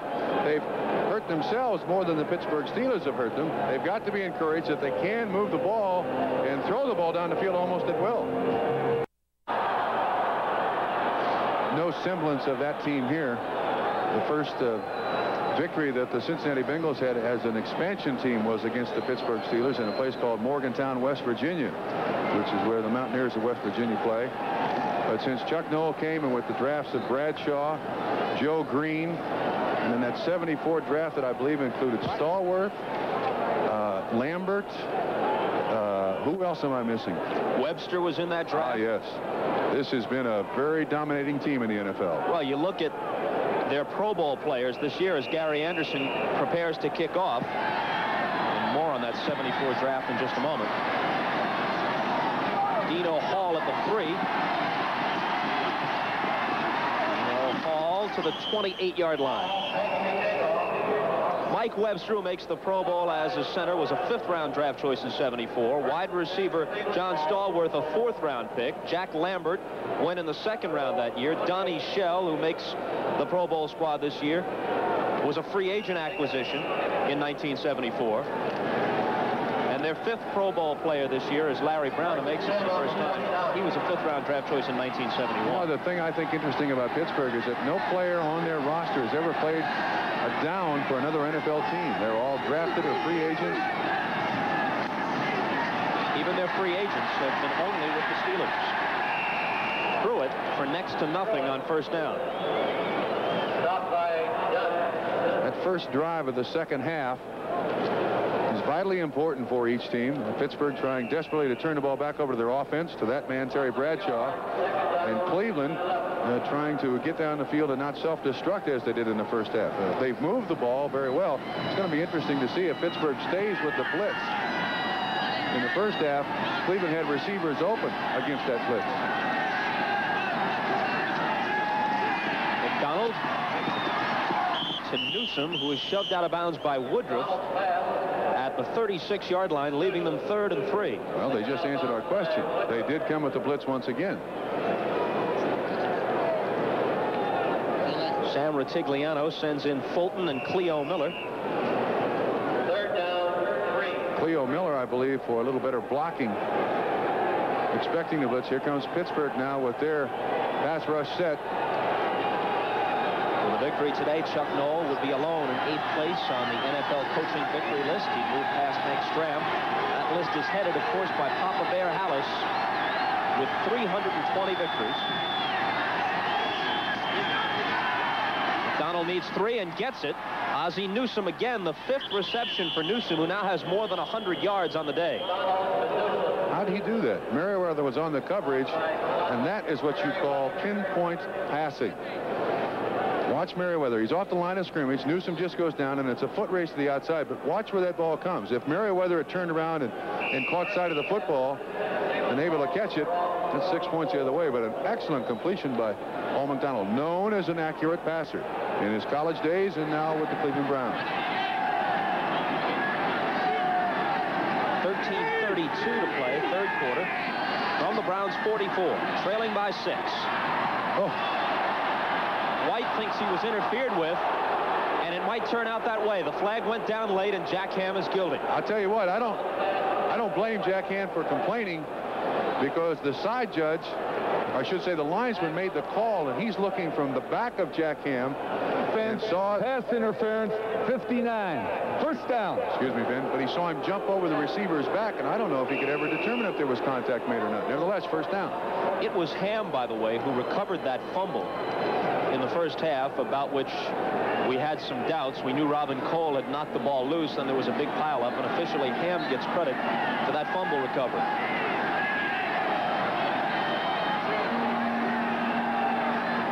Looks like the blitz. Did McDonald check off? He finds Newsome. 6th reception for Ozzie. I believe when Dave Logan went in motion, that took Pittsburgh out of the blitz.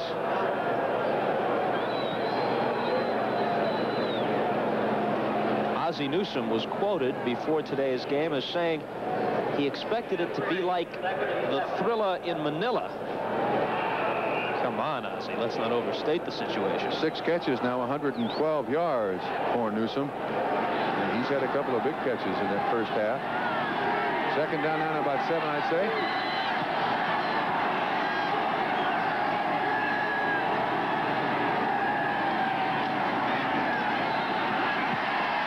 McDonald with good protection, and he's on target again. It's going to be a 1st down at the 36-yard line. Logan makes the catch. Excuse me, Bob. Pittsburgh is using a 3-man defensive front and then blitzing Robin Cole from the outside. And in that particular instance, Charles White on the left-hand side of your screen did an excellent job of picking up Cole. And there you see Logan just going down trying to make the 1st down. We'll watch once again. Woodruff on the outside, Shell on the inside. Just timing pass, just designed to pick up the 1st down. Miller on the carry. Cleo Miller gets 4 yards on 1st down. Clock running with 12.5 minutes to play in the 3rd quarter. I would say that play that the Browns called in the first half when Fulton was wide open with a little play action. Good spot for it here once again, although Fulton is standing right there next to Sam Ratigliano. McDonald basically calling his own plays. Obviously, Sam has a great deal of confidence in McDonald.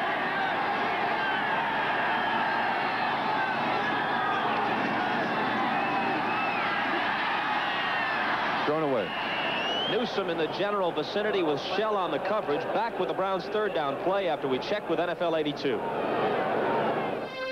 This is Len Berman, NFL 82 in New York. In the battle for the playoff spot in Foxborough, Steve Grogan goes back, looks into the end zone. He's got Ken Toller. The Patriots take the lead, but they miss the extra point. Back to you, Bob Costas. All right, thank you, Lenny. Busy weekend for Len Berman. He was in the studio till past midnight Eastern time after the Orange Bowl ended. A triple header on NBC, Fiesta, Rose, and Orange, and all good ball games. And then right back doing his usual excellent job on NFL 82. Thank you, Len Berman. 3rd down 6 for the Cleveland Browns.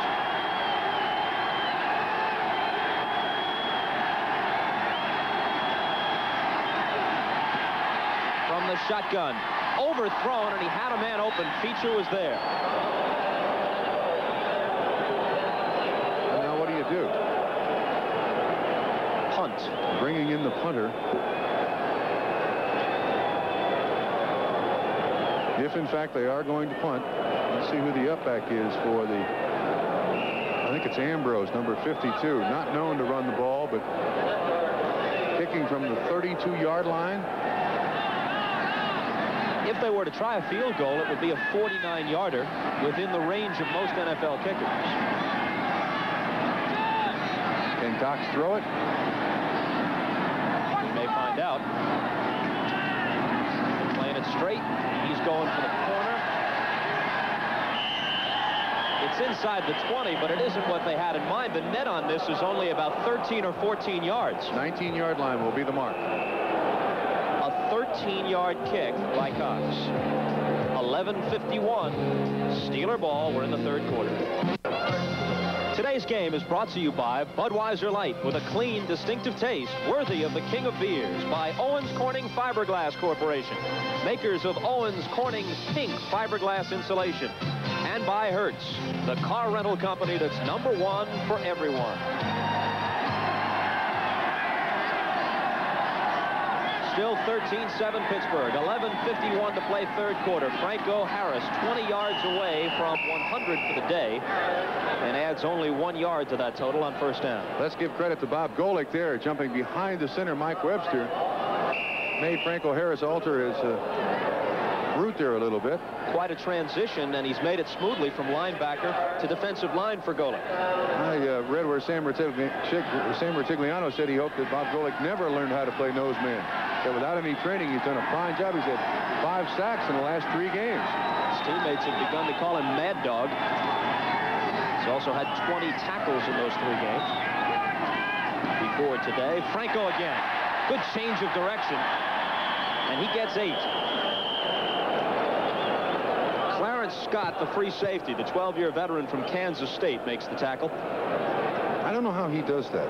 And Jack Lambert, The Wages of War. A Cup of Blood on Sunday, authored by one Floyd Little. Remember that article? A Cup of Blood on Sunday. Actually, it was Saturday. It was when he was playing with Syracuse.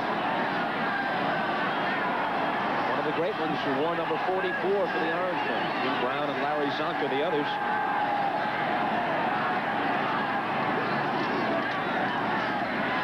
Russell Davis. Great second effort. I'm not sure it's enough, but that was outstanding second effort by Russell Davis. He was stopped at the line of scrimmage. Seemed to slide along the line of scrimmage. And if he got it by 1st down. Watch this. At the line of scrimmage, behind Penny. Hawthorne kind of misses a block there. Russell Davis with second effort. Ambrose on the hit. Good job by Russell Davis and a crucial 1st down. You know, Trump, we haven't seen Walter Abercrombie at all today except returning kicks, and he had a good game last week against New England, their 1st-round draft choice. Bingo. 1st down at the 44-yard line. Lynn Swann with the catch and a gain of 14. In front of Bolton, and there was no way to stop that. That's a timing pass. You go 12 yards, Lynn, and I'll throw it before you turn around. There's no way that anybody can stop. The ball's halfway there. Bam. That's almost impossible to stop. And Cleveland's defensive backs continue to give the Pittsburgh receivers a pretty good sized cushion. 9:25 to play 3rd quarter. Pollard carries and pays for it after a gain of only 1. Let's pause briefly for station identification on the NBC television network. WPXI, the news station. Great tackle by Dick Ambrose. Stopped Frank Pollard right in his tracks. Bob Costas along with Bob Trumpy at Three Rivers Stadium in Pittsburgh. Watch that hit again, Trump. Watch this now. Pollard is a tough-nosed running back, but watch Ambrose stops him right in his tracks for no gain. Second down and about 9 3/4 yards. Be more precise than that. Bradshaw has lots of time. He's got a receiver. Franco, nice move to sidestep a tackler. Close to a first down. Well, Franco has a chance this season to lead the Pittsburgh Steelers in both receiving and rushing for the first time in the Pittsburgh Steelers history, which would be rather interesting, as many times as he has carried the ball for the Pittsburgh Steelers to also leading receiving. He has been a very busy man this 1982 season. He had to be a happy man last night. Penn State winning. Great game against Georgia. Sort of mixed feelings in this area about the bowl games yesterday. Pitt a loser, Penn State a winner. Oh, no. Holy smokes. That can't happen to Cleveland. It can't. If they should play to a tie, and remember, it's sudden death only for one overtime period. The Steelers got the first down on the measurement. If they should play to a tie, and if Cleveland loses to the Steelers, the Browns are out. And the Bills and Patriots are both in. And if Cleveland wins and they play to a tie, Buffalo is out, right? I believe that is correct. Oh, no. How can that happen? I know a lot of people on Park Avenue, which is where the league office sits, that hope that doesn't happen. 8:10 on the clock. Hawthorne gives it to Swan on the reverse. Lynn Swan got a blocker in front of him. 30, 25. Out of bounds at the 21. No flag. 25 yards on the reverse by Lynn Swan. And Pittsburgh going to a little trickery. In motion. It doesn't appear that anybody's coming with him. It looked like a blitz formation by the defense, and a great block by Mike Webster. And of course, Swan sets it up with a little juke inside. 25 yards, first down for the Pittsburgh Steelers. San Tigliano's squad still trails by only 6, 13-7. Pittsburgh threatening. Harris turns the corner. Franco's run out by Clarence Scott, but it's a gain of about 5 on first down. Harris now 16 carries, 94 yards. Last week, as Bob said earlier in the first half, that Harris, for just the second time in this 82 season, went over 100 yards. It appears that he's going to go over 100 again this year. Ken Anderson has thrown his second touchdown pass at Houston. This one goes to Isaac Curtis for 45 yards, and early in the third, the Bengals lead the Oilers 28-13. The Bengals have not won in Houston in 5 years. Are you aware of that, Herbert? I am now.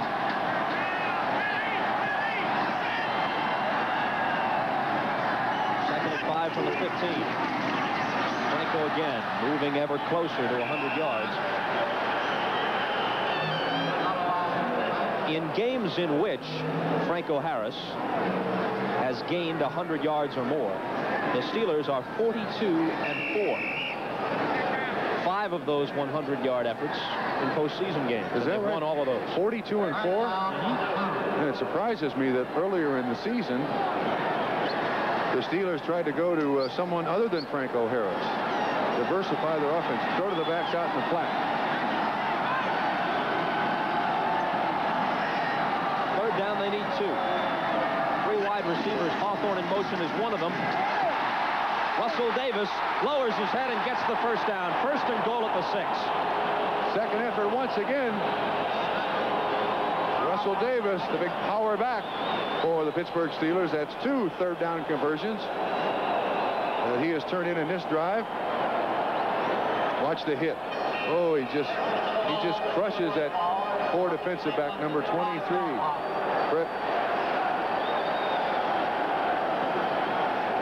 Mark Kafensis. Thank you very much. What you were waiting for me to do? Mark Kafensis, number 23. Anything to help you out, buddy. Thank you. First and goal from the 6. 6.5 minutes to play, third quarter. Franco. Is he there? Touchdown.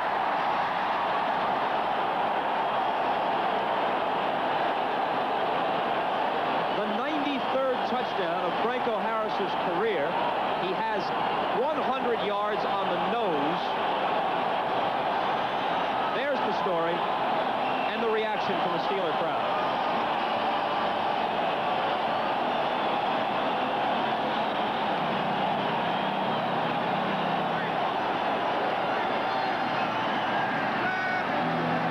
Was bad the last time, and they missed the extra point. This time it's perfect. And to think when Franco Harris came out of college, he was the second best back at Penn State. Lydell Mitchell was the guy who got all the press.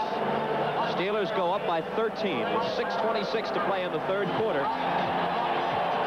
Franco Harris now tied with Jim Taylor for 4th place on the all-time touchdown list. Franco Harris ties 2 of the all-time greats in 2 separate categories.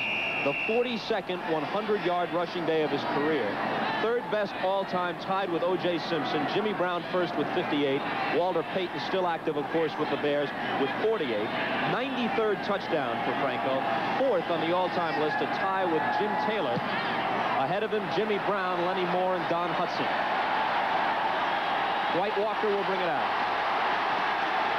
And wishes he didn't.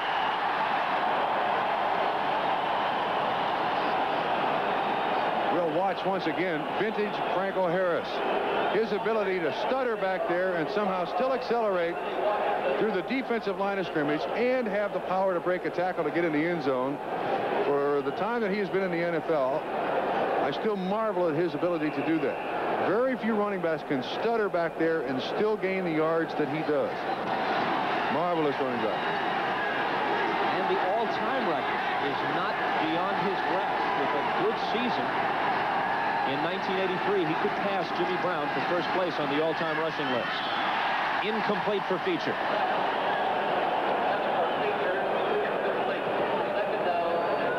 Franco Harris will begin the 1983 season needing a little more than 1,300 yards to pass Jim Brown. Now, in fairness, Franco Harris has already carried the ball more often than any back in history, more often than Simpson and Brown, who are ahead of him in total yards. So, in average per carry, Jimmy Brown is clearly the best, but Harris could surpass his total. He has almost 400 carries in postseason play, which is, to some running backs, 2 additional years. McDonald gets away twice.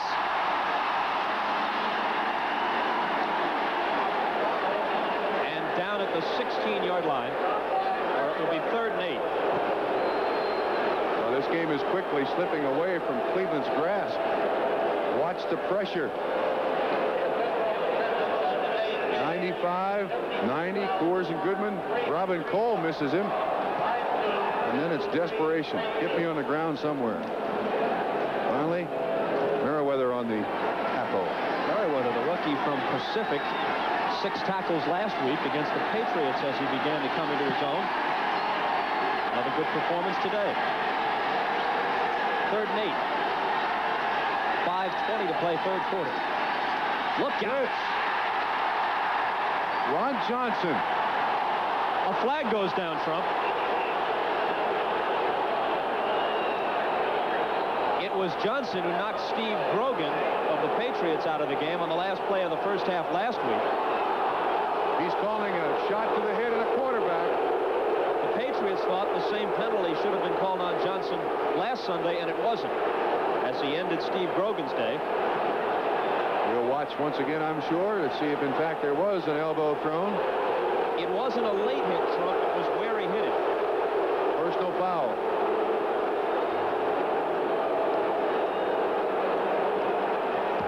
Defense roughing the passer. 29. First down. Let's watch. This is a safety blitz. Comes from the left-hand side of your screen. Oh, wait a minute. Wait a minute. Wait a minute. Where's the elbow? Didn't hit him in the head. Didn't hit him with an elbow. You've got to sympathize with Johnson on that call. Here's White. Only a yard, if that. Lauren Taves on the tackle. Now, in defense of Ben Price, he is standing to the back and to the right of Paul McDonald. But he didn't hit him in the head, and he did not hit him with an elbow. I take that back. Dreich is standing to the back and to the left of the left-handed quarterback. But nevertheless, it's still tied. What a scenario. This can't happen. And you can bet that Art Modell and the other Cleveland people who are up here in the press box are aware of that score and have to be just about apoplectic by now. McDonald to the sideline for Newsom. Not much yardage. Couple maybe.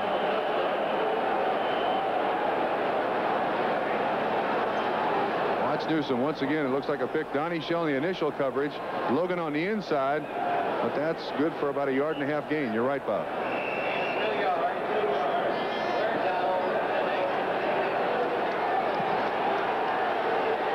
So it's 3rd and let's say a long 7 now for Cleveland. 4 minutes and 28 seconds to play in the 3rd quarter. Newsom now 6 catches for 111 yards.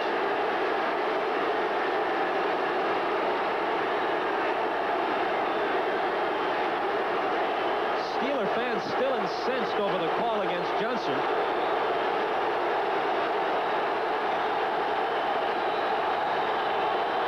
McDonald barking signals at the top of his lungs, and they still can't hear it.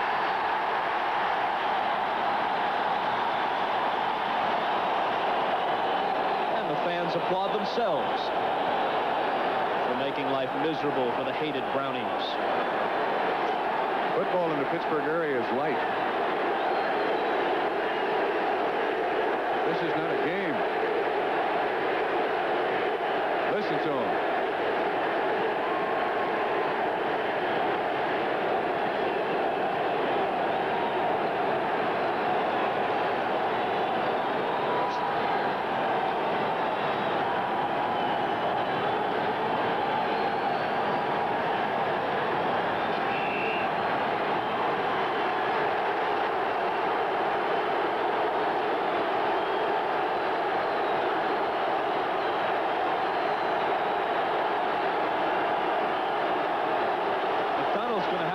Writing notes. This has made them go to the regular formation rather than the shotgun. Pruitt. They don't get the first.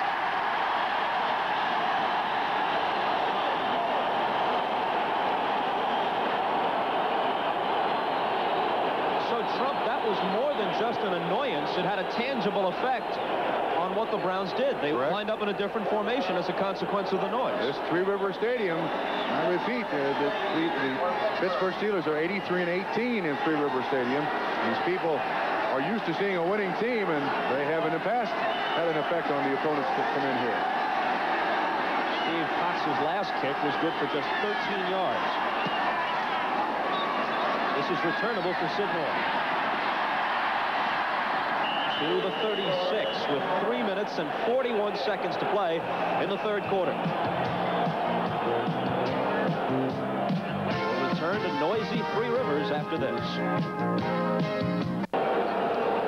Bob Costas and Bob Trumpy back in Pittsburgh with 3 minutes and 41 seconds to play in the 3rd quarter. It was 13-7 Steelers at halftime. It's 27 now.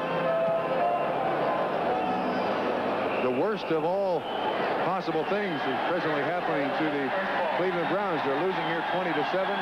New England and Buffalo in the 3rd quarter are tied 16 apiece.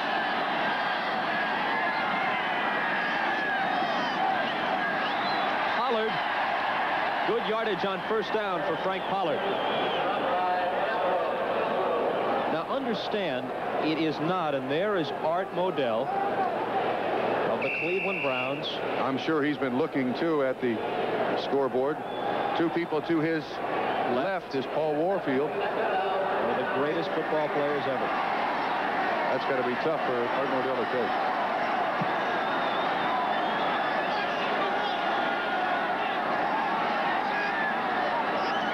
Second down 3. Pollard again. Just short of the 1st down, it would appear. Understand, it is not to the advantage of either New England or Buffalo to tie as opposed to winning. But they both would get in if they tie. 30 34-6 as Kansas City pours it on the Jets. Bill Kenny to Henry Marshall for the latest score. They've got 13 minutes to play in that game. We're told that at Foxborough, only seconds remain in the third quarter. And it's still tied at 16. That can't happen to Cleveland. They don't deserve that. No team does, though. Every year, with all the wacky tie-breaking procedures, it seems like you come down to the last week with some peculiar possibilities. In this year, with 16 teams making the playoffs, it appeared that there was an even greater likelihood that it would happen, and it has. So far.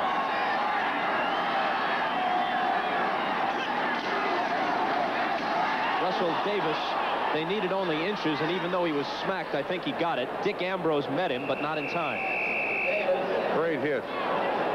One of the toughest tacklers there is in the game, and Russell Davis pointing his finger at Dick Ambrose, wanting some more. That was vicious contact. Ambrose at the back of the line of scrimmage, you'll see him, whoa, right there.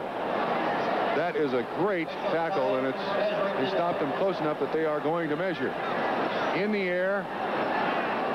Boy, that's a fine tackle. Pittsburgh, to that point, was 4 of 7 in converting third downs to first, and they did not make that one. I thought that they had it, Trump, based upon where he was at the point of contact. Hard to determine, but at 20-7, you take no chances. No, Bobby, you were too soon, and the Browns will get the ball back. Bobby, you were talking about this 16-game Super Bowl tournament. Remember the strike in baseball and how the Cincinnati Reds had the best record in baseball and sat at home. We had to expect that there was going to be some team that got the short sheet, got the raw end of the deal in this strike-shortened season. It may be Cleveland. Good kick by Goodson. Walker takes it on the run. Gets by a tackle and a decent return out to the 23. A 44-yard punt by Goodson, a 10-yard return by Walker. Guy Ruff made the tackle for the Steelers. 2:01 to play, third quarter. And President Art Modell knows the situation. They're going to the fourth quarter at Foxborough. If they should wind up tied, and remember, they've got to play through another 30 minutes, 15 minutes of regulation and 15 minutes of overtime for that to happen. And if they wind up tied, and if the Browns lose here, by the strangest of circumstances, Cleveland loses their playoff berth. Ricky Feature, the target incomplete, Woodruff on the coverage. A cynic might note, however, that any team that winds up 4 and 5 has no right to complain about any playoff system which excludes them. Except if they're excluded in this fashion. That they lose here in New England and Buffalo tie. I wonder what the weather is in New England. Is it good weather? I wonder if they let the guy out of prison with the plow. If it's bad weather, you got to think it's even a stronger possibility of a tie. McDonald under some pressure as he floats one out in the direction of Charles White. Incomplete. 3rd and 10 upcoming. I believe Charles White was the hot receiver in that situation. McDonald read the blitz. White did not. When you say hot receiver, Trump, explain that terminology. Okay, his only responsibility is when he reads blitz, when the quarterback or the receiver reads blitz, just as soon as you get off the line of scrimmage, turn around and look for the ball. He is the hot receiver because there are times when there are going to be men uncovered on the defense that have a free shot at the quarterback. You want a hot receiver, someone who can hit. As soon as the ball is snapped, turn around and catch it. Cleveland is just 2 of 10 on third down conversions. You can make it 2 of 11 as McDonald goes under. 90 Bob Coors up the middle. Great pass rusher. And Robin Cole, who has been blitzing most of the day on the offensive left side of the Cleveland Browns. Is it proper, Trump, to compare the roles of Coors and Cole on occasion with those of A.J. Dewey from Miami, Ted Hendricks for the Raiders? Yeah, possibly, except that Hendricks moves around quite a bit. Cole stays on that side. Coors was standing up there. He was not down as a defensive lineman. Creates confusion for the Cleveland Browns offense. Who is supposed to block whom? Cox to kick from near his own goal line. 1:22 to play in the third. Good kick. A And to just shy of the Pittsburgh 45. As we go into this commercial, we'll tell you that Miami is in front of Baltimore 17-7 late in the first half in Baltimore. Aha, Tony Collins from a yard out. 13:30 to play in that game. New England in front in the fourth quarter, 23-16. Steve Grogan is in quarterback for the Patriots.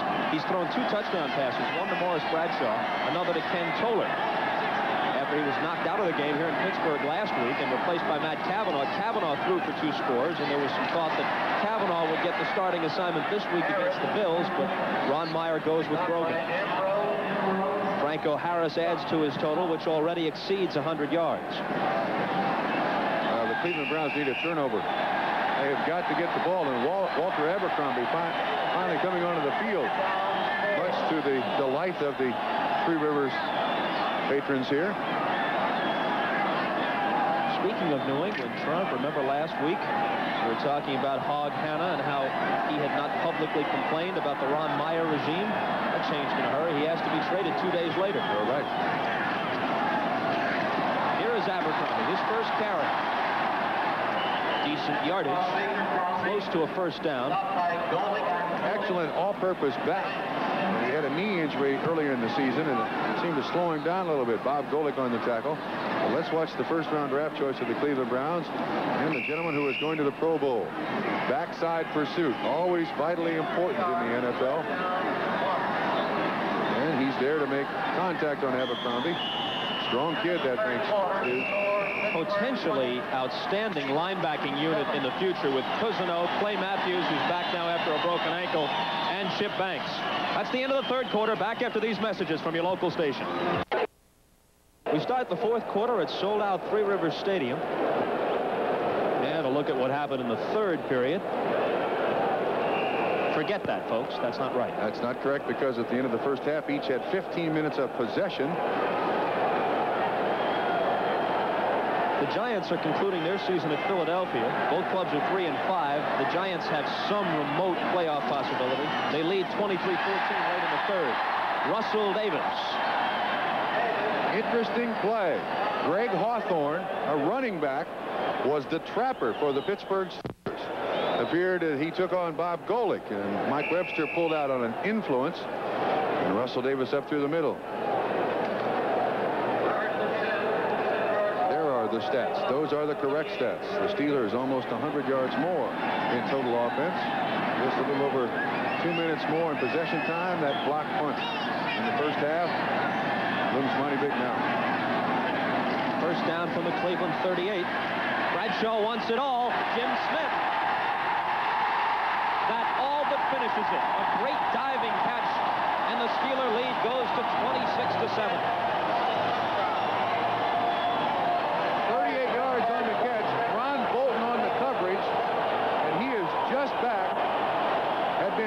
For most of the season, and he appeared to be limping in coverage. Interesting that last week Sam Rutigliano awarded Ron Bolton the game ball when he came in to replace Lawrence Johnson, but today the Steelers have gotten the best of it.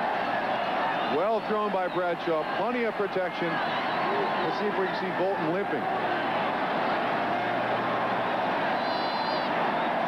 Excellent catch by Smith. The extra point good.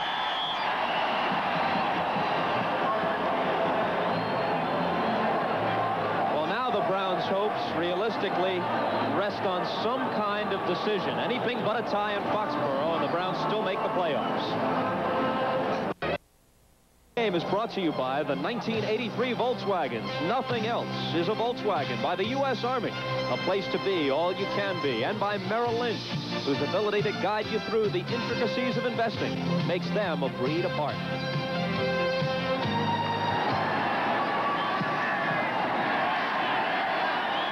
Anderson kicks. Dino Hall returns to the 22-yard line.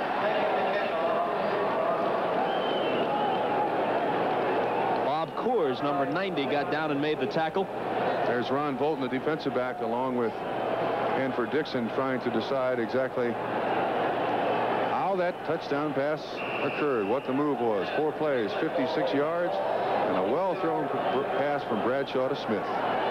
Covered the last 38 yards of it. For Smith, his 4th touchdown reception of the year. Bradshaw has thrown for 2 scores today, giving him 17 touchdown passes for the season. McDonald trying to get it back in a hurry. Almost. Woodruff on the coverage, and Logan nearly had it. That's the second great play by Dwayne Woodruff.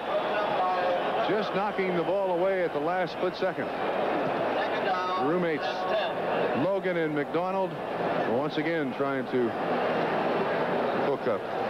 Well, 23-19. This makes a tie less likely. Yes, it does. But I do believe that the Cleveland Browns would certainly prefer winning. The Buffalo field goal makes it 23-19 Patriots. There's still plenty of time remaining in the 4th quarter of that game.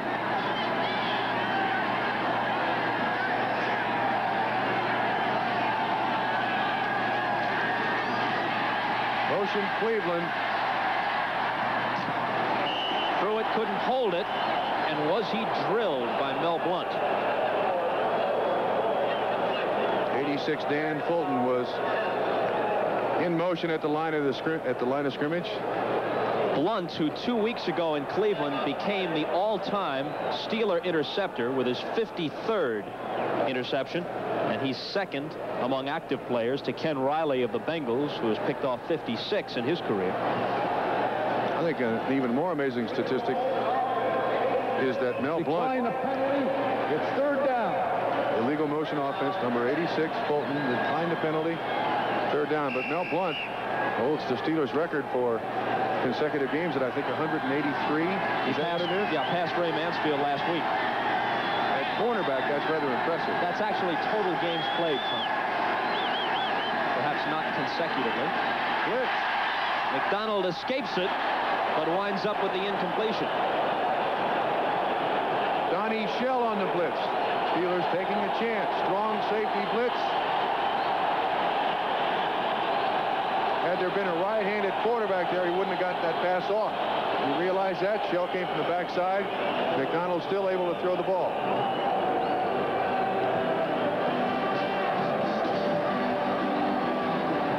A busy day for Steve Cox. Certainly not his best day, averaging just over 33 yards a punt.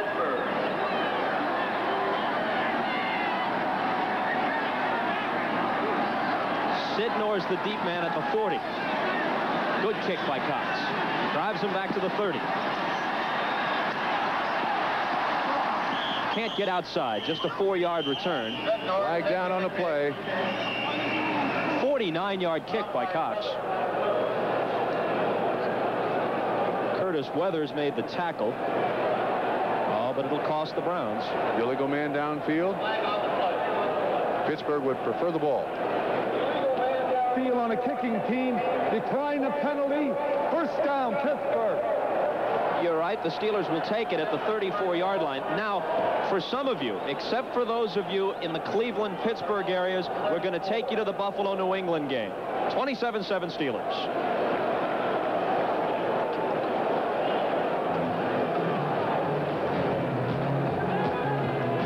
Minutes and 38 seconds to play in the ball game. The Steelers appear to have it in hand. They have the ball and the 20-point lead. They're celebrating in Pittsburgh. They know they're in the playoffs. There's an outside chance that they could wind up with home field advantage. It appears certain that the Jets will lose. Cincinnati appears to be on their way to a win in the 4th. At Houston, it's 35-20 Bengals. San Diego and the Raiders later. San Diego should lose, coupled with a Jet defeat and a Pittsburgh win. If I'm not mistaken, the Steelers get home field. Abercrombie. What'd you say? Would you repeat that? I don't want to. Oh, okay. Are you sure? NFL 82. Those guys are paid well to sort that out. Ah, that's nice of you. Put it on the shoulders of Lynn Berman. Look at there. Big difference in the game when the Steelers are able to run the ball, control the line of scrimmage. 5 years ago, this was the most physical team in the NFL. At the beginning of this season, they tried finesse. Now they're back to the physical style of play. no opponent has rushed for more than 100 yards. I'm talking about an individual, not a team, against the Steelers at Three Rivers in 5 years. Not since Greg Pruitt did it for the Browns in 1977. Bradshaw once more.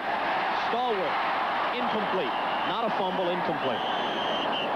Ron Bolton on the hit, separating Stallworth from the ball. Very close to a reception. Obviously, the Pittsburgh Steelers want more points. I see Stallworth wearing the gloves on a relatively mild day, and I know that upsets you, Trump. Not today. The field is not wet. Not today. When the field is dry, gloves are fine. When the field is wet, the gloves are worthless. Absolutely worthless. Because when you get down on that three-point stance, so you make contact with the ground, the moisture seeps into the fingertips. And it stays wet for the entire ball game. That's...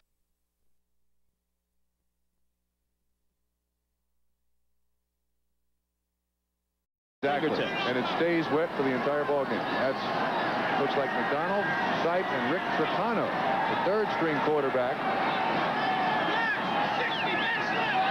12:46 remaining in the fourth quarter. 27-7 Pittsburgh. Swan. Whoop, couldn't hold it. Once again, that timing play, the ball thrown before Lynn Swann ever turned his head around. Almost impossible to stop. Well, Cleveland's got to rush this punt. They got to try to come up with the turnover somehow. And they need it immediately. Little doubt that the block punt by the Steelers in the first half is the single most important play so far. That is certainly correct.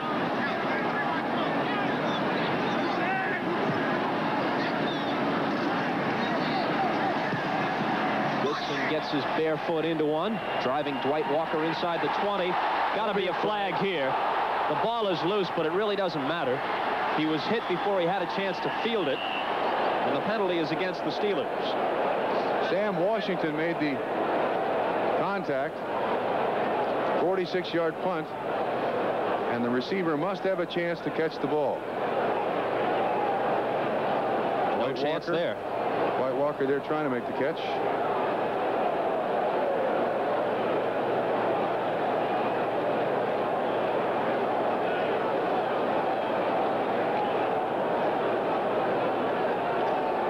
Black armbands with the number 11, which you see the officials wearing, in memory of an official who passed away this year, side judge Vince Jacobs, who had been an NFL official for 5 seasons and, as a matter of fact, resided in the Pittsburgh area.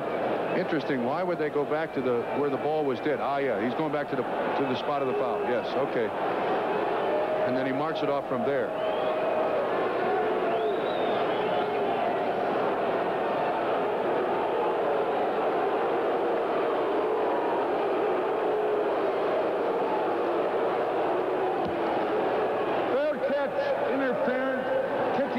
Number 41, 15 yards, first down. Except I didn't see him give the fair catch signal, but nevertheless interference by the punting team on the receiver.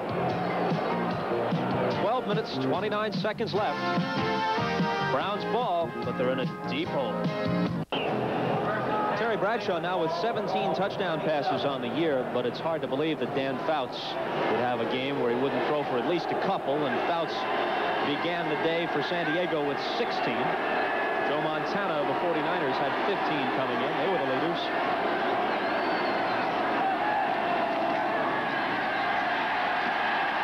McDonald pumps it along. Lambert and Shell in coverage. Excuse me, Robin Cole and Shell in coverage. Bradshaw making sure Shell is all right. We were talking about Terry Bradshaw. He had 2 very bad weeks in which he completed, I think, just 29% of his passes and threw 7 interceptions. In the last 2 weeks, he's had very good days. Last week, 17 out of 27 for 2 touchdowns. Today, 12 of 18, 87 yards and 2 touchdowns. He certainly made the turnaround. McDonald, 14 for 34, 188 total yardage. Over the head of Logan. Thrown behind him, too.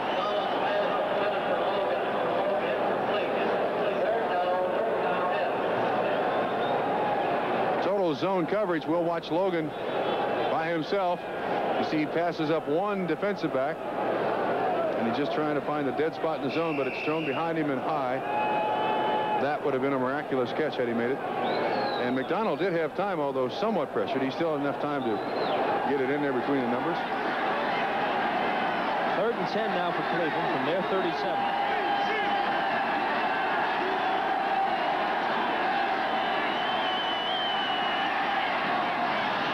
First down with the catch made by Dwight Walker, the rookie from Nicholls State. He's at the 40-yard line of Pittsburgh. I do believe that Pittsburgh is now on the prevent mode. That is, they'll protect only the yardage behind them. They will not worry about pass receptions in front of the defensive backs. Rushing appears to be 3 guys up front. This is an excellent throw and catch. That is threading the needle, and you see those defensive backs way deep. Woodruff and Johnson. This is a prevent situation, or it was, I should say. 23 on the completion. McDonald, with Logan in motion, goes back to work. Pumps once, then lets it go. Shell was bidding for his 6th interception of the year. We got a flag down at the line of scrimmage, Bob. Keith Willis, the rookie defensive end from Northeastern, was putting the pressure on McDonald. We've got offsides against the Pittsburgh Steelers. And I think it was Willis who jumped off. Let's listen to Ben Dreith to find out. Offside, 93. You got it? Pittsburgh going with their pass rush set, blitzing Robin Cole a lot, keeping those defensive backs very, very deep in coverage. So it becomes 1st and 5 with 11:27 left. Feature makes the catch for a first down at the Pittsburgh 25. McDonald zipped that one in there. That was really a rifle shot by McDonald. 10 yards on the catch. First down for Cleveland. And it's a little late. They're driving the ball very well here. They're down 27-7. Pittsburgh is going to allow them a lot of yards underneath their coverage. Not let anybody get deep. Up on the scoreboard here at Three Rivers, it still says 23-19 New England in the 4th over Buffalo. The catch is made by Feature as Woodruff almost had the interception. Woodruff and Donnie Shell have each intercepted 5 this year, which is tops in the AFC. This turns into a 17-yard gain and a 1st and goal from the Pittsburgh 9. Let's go to New York. All right, Bob Costas, tell them to change that scoreboard at Three Rivers Stadium. The Patriots have just scored again. Grogan, 2 yards to Hasselbeck. The Patriots are on their way to the playoffs right now, 30-19 over Buffalo. Back to you, Bob. Now, wouldn't that be something with all of the bad words back and forth between coach and player in New England? They make it to the playoffs. McDonald rolling, hitting Logan. Touchdown, Cleveland. Well, we're going to have some excitement here, that's for sure. I would certainly expect an onside kick by Cleveland to try to get the ball back as best they possibly can. Now 27-13. This is just a little pick play. Logan makes a good move here. 47, Mel Blunt, right, which is not easy to do. So McDonald has thrown for 2 scores today. The first one went to Feature. Still got 10:02 to play. Right now, the Cleveland Brown kickoff team is meeting on the sideline. I'm sure they'll have an onside kick. Matt Barr returning to Three Rivers Stadium, the scene of many triumphs and some heartache when he was with the Steelers, adds the extra point. We anticipate an onside kick. Is that your guess, Trump? I think we should, yes. We'll come back and see what happens in just a moment. Now the Browns switch kickers. Normally it's Steve Cox to kick off because he gets the greater distance, but now they're making no secret about their onside kick intentions. Matt Barr will handle the duties this time. Pittsburgh is not surprised. You know, there's a lot of meeting going on out there. A couple of weeks ago, Matt's brother Chris of the Raiders recovered his own onside kick against the Rams. Remember that? Oh, looks like it's going to the right side, far side of the field. There it is. Ball is loose. I think Pittsburgh recovers. They do. Let's see if we can pick up the number. There was was a fleeting second, Trump, when they didn't have control of it. You're right. Browns had a chance. Looks like Lynn Swan, 88, with the recovery. I think you're right. Yeah, there he is.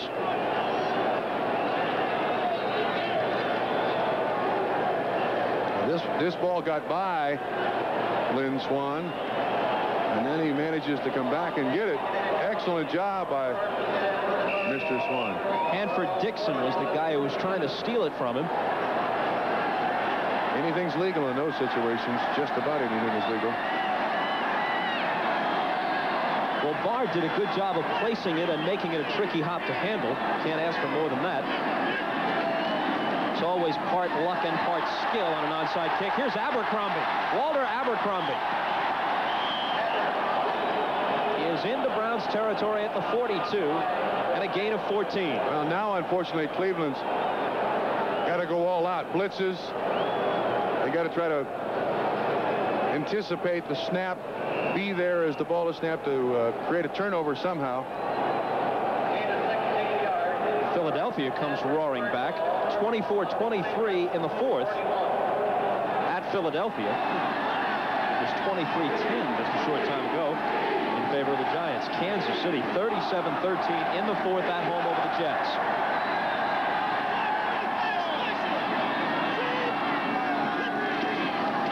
Russell Davis. They're ready for him. Cousineau and Ambrose.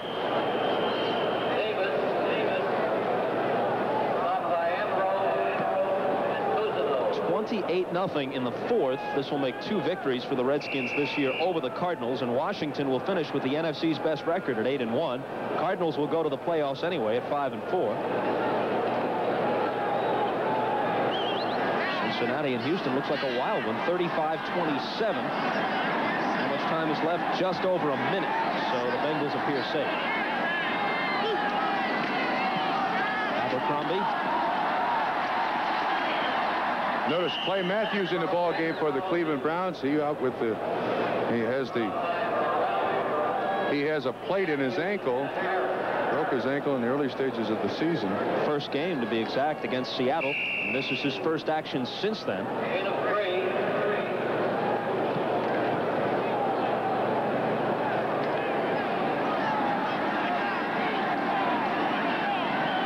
Jack Ham, certainly a Hall of Famer when his career is over.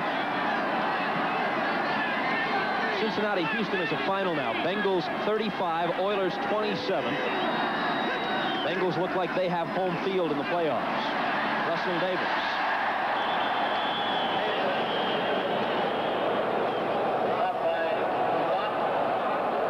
As we told you.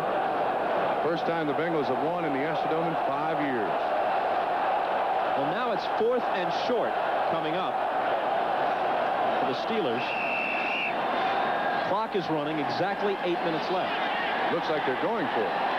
They bring in Kenny, Hawthorne, and Frank Pollard.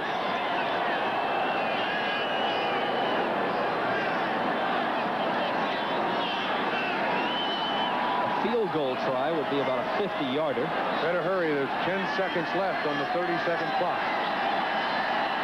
A punt would be tricky to get out of bounds at this distance, so they go for it and don't get it. What a play by Chip Banks, the Pro Bowler, who cut through and upended Russell Davis. Cleveland ball. Tell you what, I admire the Cleveland Browns. Down 27-14. They are not about to give up. There you see the play. It looked like the same play they ran earlier, where Hawthorne was the trapper on motion up through the middle of the formation.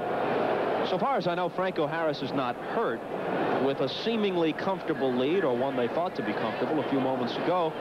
And with Franco having already recorded more than 100 yards and a touchdown, I think they're just resting him. Agreed. But we didn't see him on that possession. The Browns have a definite chance if they can score quickly. Feature. All alone, he's got it. Feature is inside the 20 of the Steelers. Did you see the pattern? A stop and go, 45 yards on the pass and catch. And Feature went down the field at about 15 yards, stopped dead, and then took off by Dwayne Woodruff. That is the deadly sin of a defensive back in this situation, leading 27-14 with 7 minutes left. Don't let him get behind you. Great play by McDonald and Feature.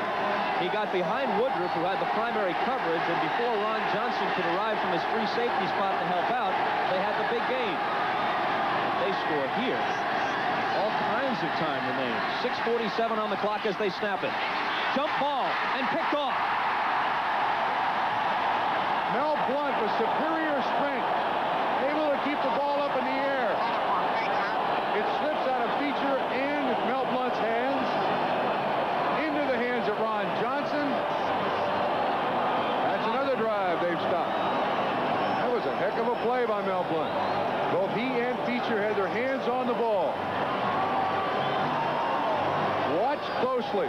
The ball remains up in the air. Both with their hands firmly on the ball. Look at that, without pass interference.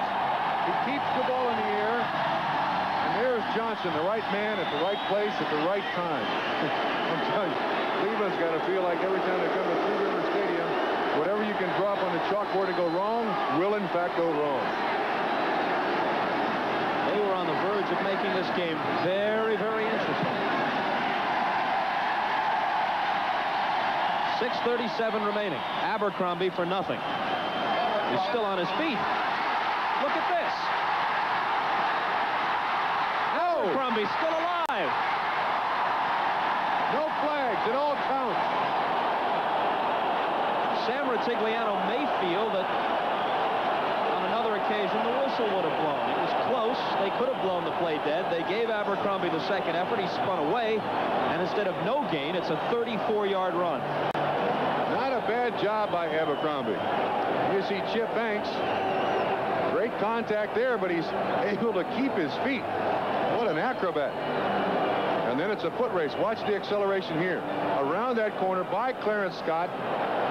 34 yards. Replay shows Trump the officials clearly were right in not blowing the play dead. Abercrombie was still squirming around.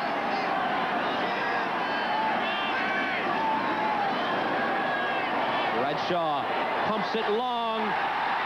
Lynn Swann has it intercepted by Clarence Scott. Clarence Scott has it for the Browns. Boy, Swann came out of that little exchange as if he had the ball there for a split second. He was running toward the goal line, and I think Bradshaw thought for a moment that Swann had it. Did you see the smile on Terry's face? Great play by Clarence Scott. Obviously, Pittsburgh wasn't happy with the 27-14 score. Watch this interception by Clarence Scott. Started out his career as a corner, moved to strong safety. Now free safety. Great catch. And that's deceiving.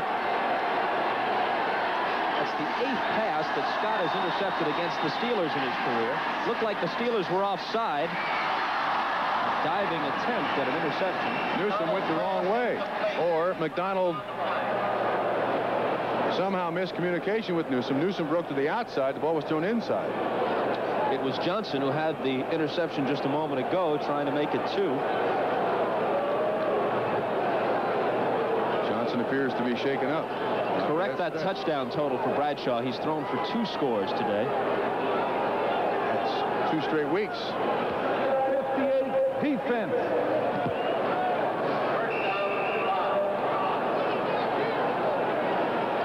Cost the Steelers 5 and the down over. 1st and 5 from the 37. McDonald 19 of 41 for 292 yards on the day. Timeout. Pittsburgh. First timeout. Pittsburgh asked for time, and let me ask you this, Trump. Abercrombie had just busted one off for 34, trying to kill some time, and Bradshaw goes up top. There might be some criticism of that choice. Well, I'm not sure anybody knows what, in fact, is going to happen in this Super Bowl tournament. Maybe point differential may determine home field advantage. And Pittsburgh at 83-18 and certainly heading towards 84-18 in Three River Stadium. They want that home field advantage. I think they're 8-1 here in Three River Stadium in postseason play. Tonight on NBC, Trump, now listen to this.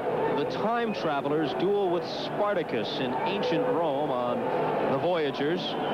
Then on chips, will a robot make Ponch obsolete? Don't say it. And O.J. Simpson stars as a private investigator out to bust a drug smuggling operation in Cocaine and Blue Eyes, all tonight on NBC. Good for O.J. Did you ever have any movie offers, Trump, after your career ended? No, not even any home movie offers.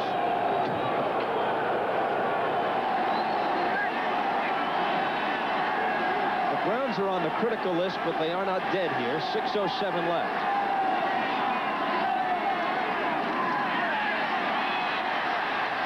McDonald. Interference, maybe. Yeah, there it is.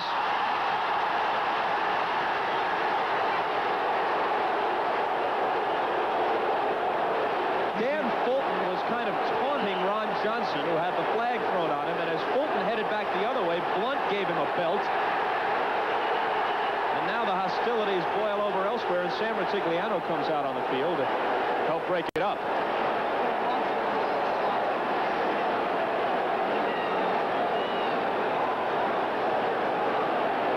You don't want to see this game deteriorate. Watch closely the entire thing. Sam trying to keep order. There's interference. There is no doubt about that. Watch Fulton when he gets up. Yes. Now watch what happens. Now watch Blunt. Kawapa. I tell you what, that's certainly out of character for Mel Blunt. He is one of the fine gentlemen there is in this game, and not just in the NFL. It'll be interesting to see what the officials do here. That is a flagrant foul by Mel Blunt. Well, Blunt says, I've been around this league for 13 years, and Fulton is a relative youngster. Well, I don't appreciate you taunting my teammate. But in this season, when the commissioner is... Defensive pass interference, number 29. That's all they're going to call. Now, wait a minute. There was another flag on the field. There was a second flag on the field, Bob. What are they going to do about the second flag? Pick it up and put it in their pocket, I guess. They shouldn't. That's interference.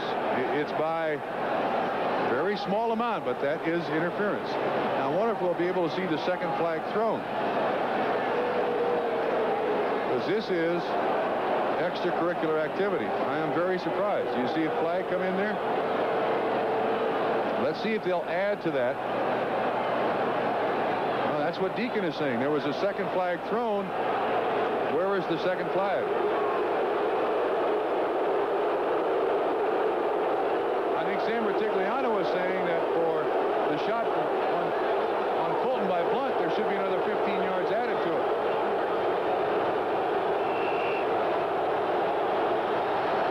There's no tack on. It's just what they got on the pass interference, which gives them a first down at the Pittsburgh 23. Exactly 6 minutes left. Newsom only 3 yards, but out of bounds with 5:56 on the clock. About the only way that you can silence the crowd here in Three River Stadium, make a completion. 37-13, the final. Well, Jack Rudney's last game for the Kansas City Chiefs. Won't keep the Jets out of the playoffs, but it'll give them something to think about between now and next weekend. And Walt Michaels something to yell at them about.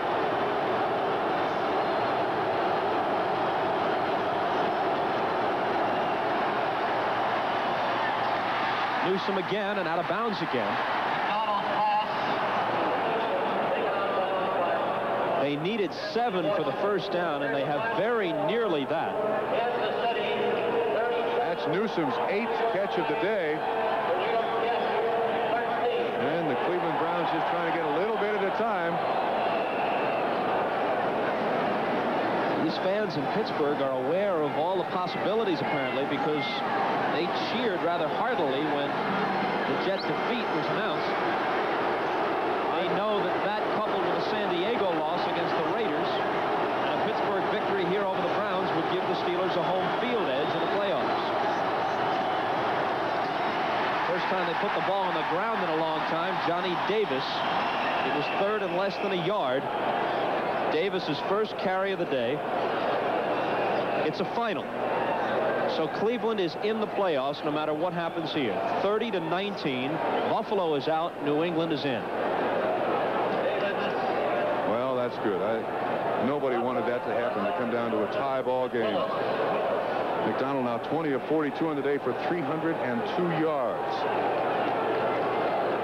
I wonder if Cleveland is aware of that. I don't see any Cleveland Browns looking at the scoreboard, which is admirable on their part. Johnny Davis, formerly with Tampa Bay and more recently with San Francisco, did not get them the first down. You got to go for it. You got to go for it. Although you're now in the playoffs, so you change your attitude. There's Mr. Art Modell. I'm sure he's looking at the scoreboard whenever he gets a chance. Look at him. Cheering the team on. Assured he knows about that Patriot victory over the Bills. Less than a yard is what they need, and less than a yard is what they get. The question is, it looks like he got it, though. Where they spot it, because a gain of a foot would have given them the first down. The VAR official is motioning, and Art Modell, I believe, is pointing exactly where the ball should be. I think that gentleman right there is telling him of the score. 30-19. I think he now knows they're in the playoffs.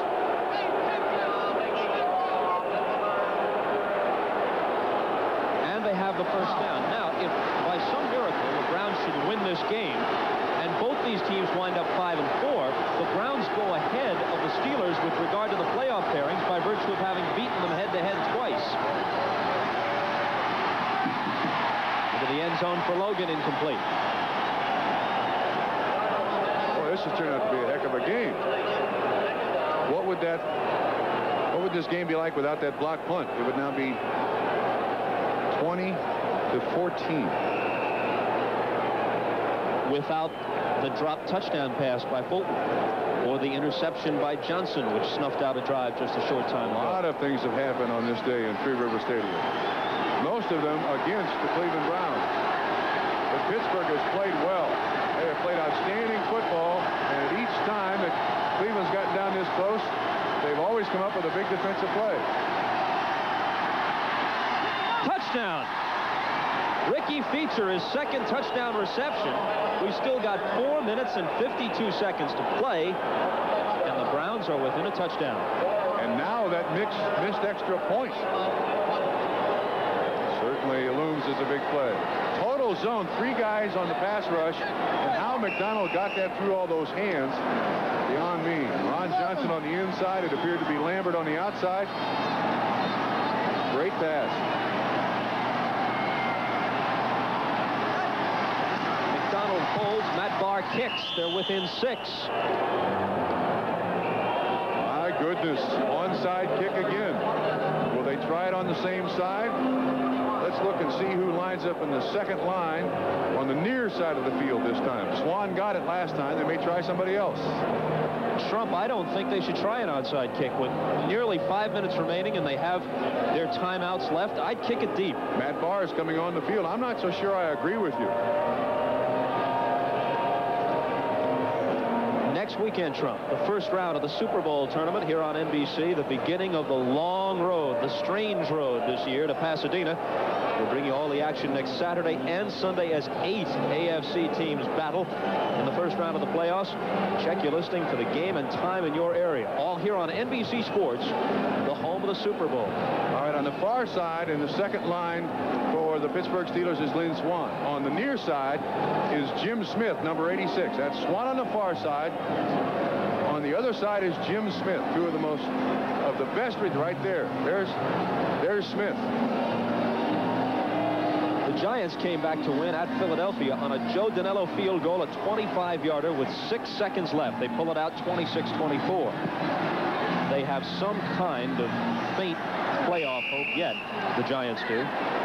Very unlikely, however. They kick it deep. I think they did the right thing. Abercrombie can't field it. And he does the right thing in letting it go. While we have a chance here, Trump, we want to congratulate Bruce Berquist, our technical director, celebrating his 33rd year with NBC. Is that right? 33 years? Oh, his 33rd wedding anniversary, they're telling me now. Oh, Mrs. Berquist is going to be all over you. Which is harder, to be married for 33 years to the same woman or employed for 33 years by the same company? Depends on the man, I would suppose. All right, now Cleveland's got to take big chances. Try to get the ball back with some decent amount of time left on the clock. Franco's back in after sitting out their last possession. He gets only 2 yards. And I'll tell you what, the offensive line of the Pittsburgh Steelers without Larry Brown, Tunch Ilkin at left tackle, have done an outstanding job all day long.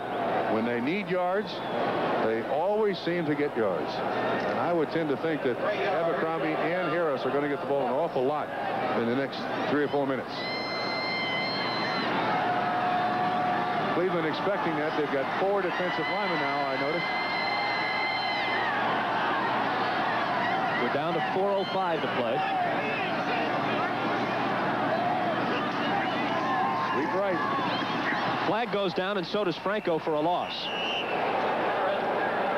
I believe they're going to have Abercrombie going towards the line of scrimmage in motion. And that might be a motion penalty. Well, if you're the Browns, you likely decline the penalty because you stop them for a loss of 4, and they also lose the down. Illegal procedure by the Pittsburgh Steelers. Now, both these teams are in the playoffs, and yet they're playing like this is the Super Bowl. I admire both teams for that. Not about to give up. This game is not totally meaningless at this point. If Cleveland wins it, and I realize it's complicated, they would... Illegal motion, refuse the penalty. 3rd down. Thank you, Ben Dreit. They would certainly have a better playoff seeding because they would get the tiebreaker over the Steelers. If the Steelers could win it and finish at 6-3, they'd have a crack, depending upon the outcome of the Raiders-Chargers game later, at home field advantage. So there's something at stake here in the last 3:56. 3rd down, 11. Bump and run by the cornerbacks on the receivers of the Steelers. Big play. Lynn Swann. All kinds of running room. Lynn Swann trying to outrace Clarence Scott. A flag goes down, and Swann is to the 22-yard line of the Browns.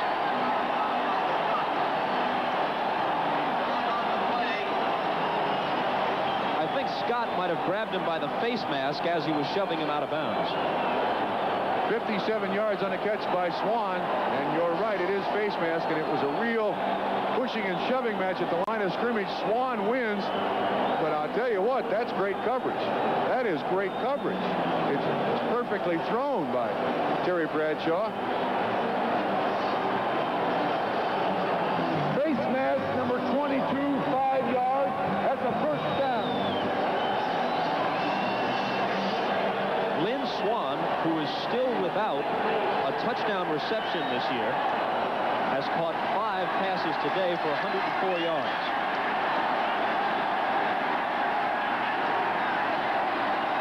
He's getting hot at the right time at the top of his game, or certainly close to it as we approach the playoffs. Franco appeared to move out of his stance there. Flag goes down as Abercrombie is dumped for a loss. 2 guys in motion at the same time. Harris tried to stop.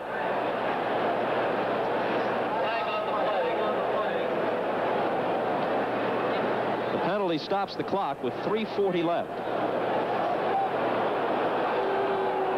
From where the Steelers are now, keep in mind that rookie Gary Anderson has been a virtual lock from this distance on field goals, so they don't need the touchdown. If they get the 3, they've just about locked it. Offense, illegal shift. 2 men moving at the same time. It's 2nd down. And you mentioned Gary Anderson. He is a heck of an offensive weapon. The thing that I marvel about with Gary Anderson, he is constantly warming up through 4 quarters on the sideline. He never seems to sit down.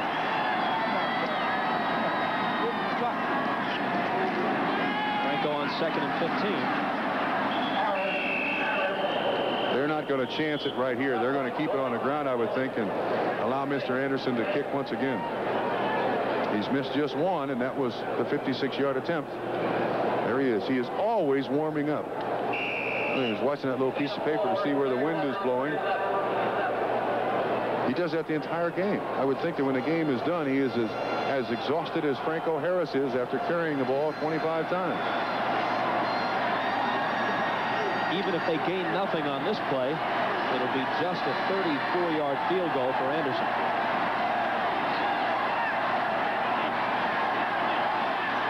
.255 remaining. They're going to throw it, Trump.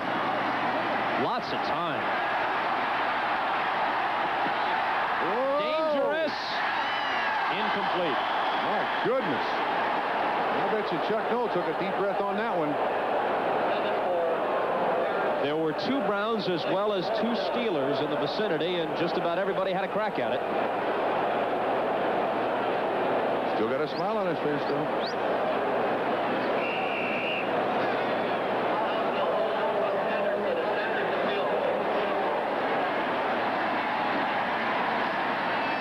Cliff Stout kneeling at the 25-yard line, so let's call it a 35-yard attempt by Anderson, who's 9 of 11 for the year. Right through there.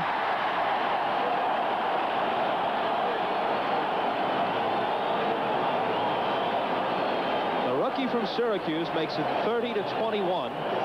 2:39 remaining, and it looks like Tunch Ilkin is hurt for the Steelers.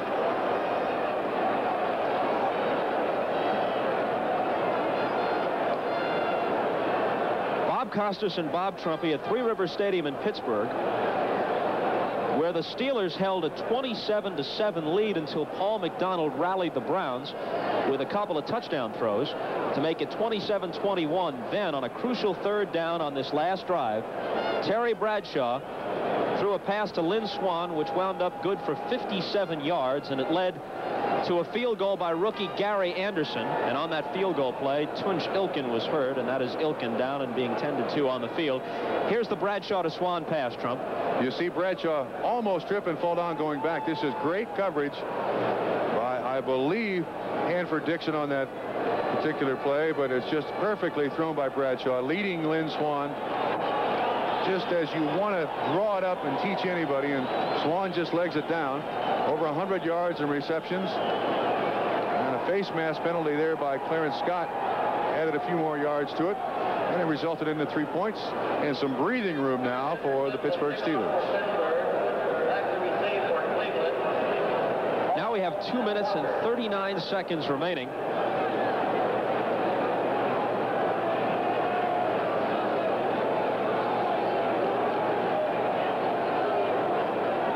Ratigliano had bright hopes for a comeback, which appeared to be in the making if they could have stopped the Steelers on that play, which resulted in the long pass from Bradshaw to Swann. Browns would have gotten the ball back with plenty of time remaining. Here's Dino Hall jitterbugging around and down at the 23.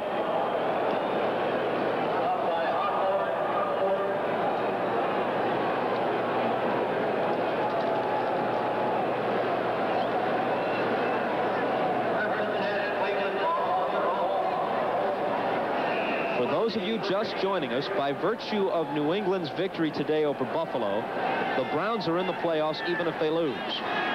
The Steelers were assured of a playoff spot coming in. It's possible that they could gain home field advantage depending upon what happens in other games elsewhere. McDonald goes up top, and it's intercepted. Ron Johnson with his 2nd interception of the day. First things first, though, Cleveland is in fact in the playoffs. New England beating Buffalo. And I don't imagine that Cleveland is really that particular about who they play. They are, in fact, in the playoffs by virtue of the fact that New England beat Buffalo. What was that final score? 30-19, I believe? That's correct. And both teams here today have played like there is a lot more at stake on the line. But it will be, if the score remains the same, 13 years since the Browns have won in Pittsburgh. They have never won at Three Rivers Stadium.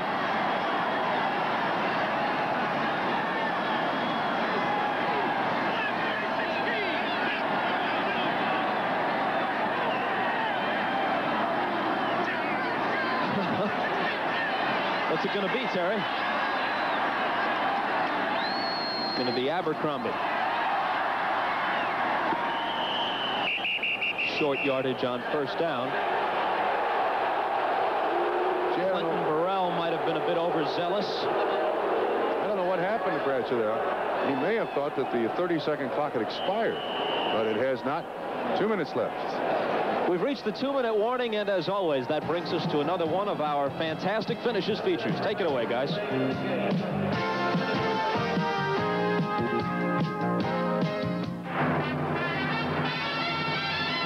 Alcoa presents Fantastic Finishes.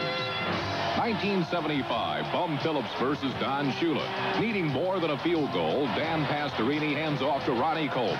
He cuts back inside one tackler, breaks outside, then rumbles over a second tackler, sidesteps a third, breaks the grip of a fourth, and powers his way through tacklers 5, 6, and 7. Houston wins 20-19. Bob Costas and Bob Trumpy back in Pittsburgh for the final 2 minutes. And I think the Browns can possibly look upon this as some kind of momentum, even though they're going to lose the ball game. At least it appears that way, because they rallied in this fourth quarter, and they can feel good about that going into the playoffs. Had they lost it in the fashion that it appeared they would lose, trailing 27-7, then they're going into the playoffs on a downer. They can take some measure of satisfaction from this. Franco Harris taking a lot of satisfaction from another 100-yard-plus game, and his total is now at 122. What an offensive weapon. Cleveland will be the only team in the history of the NFL to qualify for the playoffs with a losing record, though. We know that for sure. 4-5. Could happen over in the NFC this year as well, so they'll have company in that regard. How about they'll be the first team to qualify for the playoffs with a losing record? I'll buy that. Okay. Our spotters up in the booth today have been Jim McKinley and Tim Fogarty. George Jordan helped us with statistics, also lending a hand in the booth, Jack Lewis.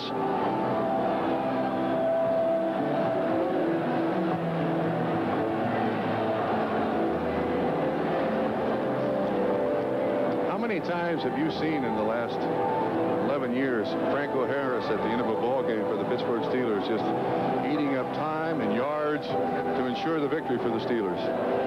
He's made a habit of it, hasn't he? Certainly has, and one of the great playoff players in history. We'd also like to thank Warren Pick for his assistance on the telecast today. Well, we know that Cleveland will travel somewhere to play someone next week, and that's better than being home.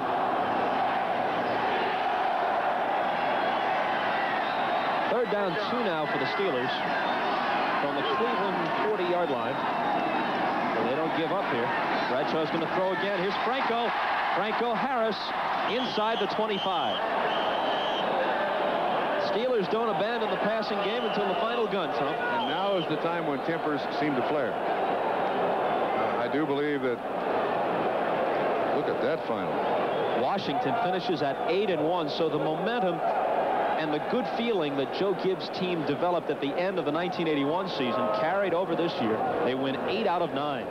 Cardinals are in the playoffs, though. Big Red finished 5-4. Got to hand it to Joe Gibbs and the Washington Redskins. They have done a fantastic job. When he first came there, they couldn't buy a game. And now they've got one of the best offenses there is. Great special teams, too, with Mike Nelms returning punts and kickoffs. Mark Mosley kicking the ball. Well-rounded football team. Among our viewers in the Pittsburgh area today, the son of one of our NBC people, Jerry Valdivia. His son, Eddie, who has not been feeling well, is at home watching the game in Pittsburgh. We wish Eddie a speedy recovery. It looks like Tampa Bay and Chicago are going to overtime, tied at 23. Bill Capice kicked a 40-yard field goal with 30 seconds left in the game in regulation to tie it at 23. And Craig Morton's career ends today.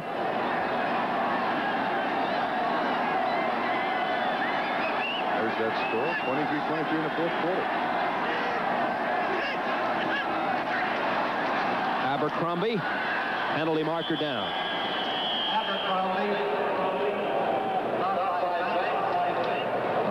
1:29 remaining. Steelers will be 6-3. The Browns will be 4-5.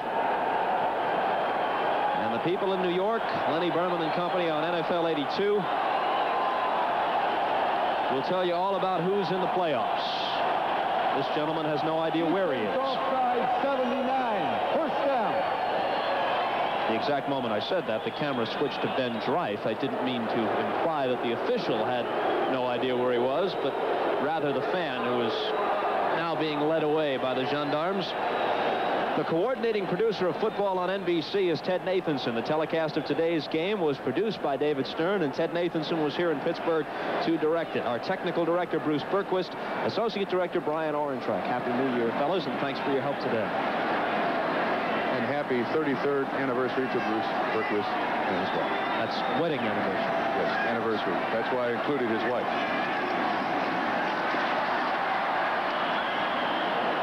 Abercrombie carries again.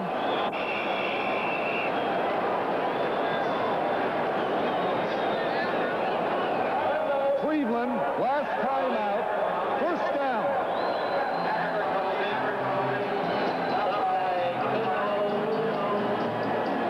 The Cleveland timeout stops the clock with 1:22 remaining.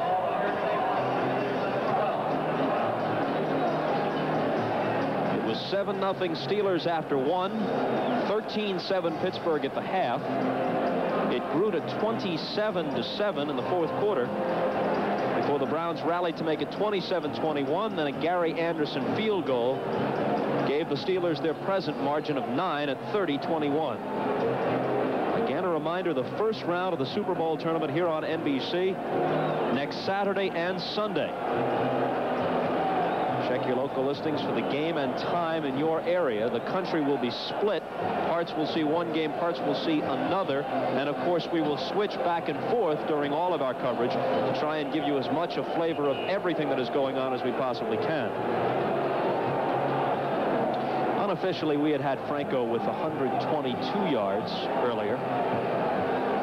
And willing to carry the ball more. I got to give a pat on the back to both these football teams. Pittsburgh was in the playoffs, had nothing really to gain by this victory except momentum for the playoffs. Cleveland was down and almost out several times and made a game of it. Abercrombie getting a fourth quarter workout. Boy, does this kid fight.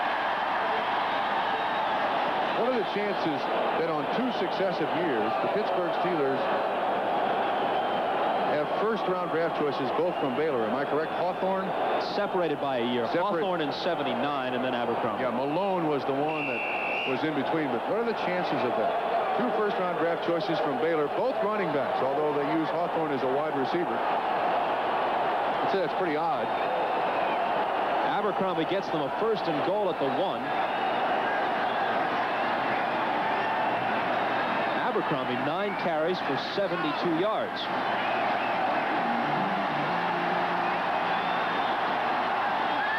That is the biggest total of his rookie season. They ask him to score, and he does.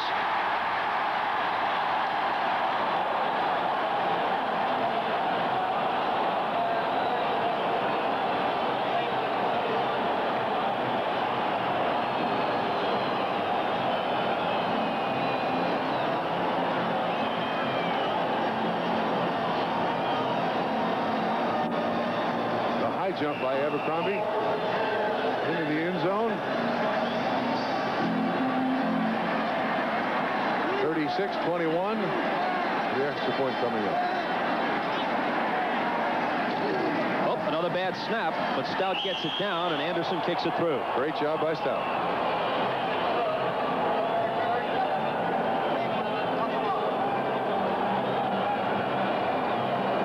As we said at the opening of the ball game, when the Steelers play in Three River Stadium, they have averaged this season 33 points a game. On the road, less than 13. And you and I may be the only people left here to watch this kickoff. They are heading for the streets of Pittsburgh.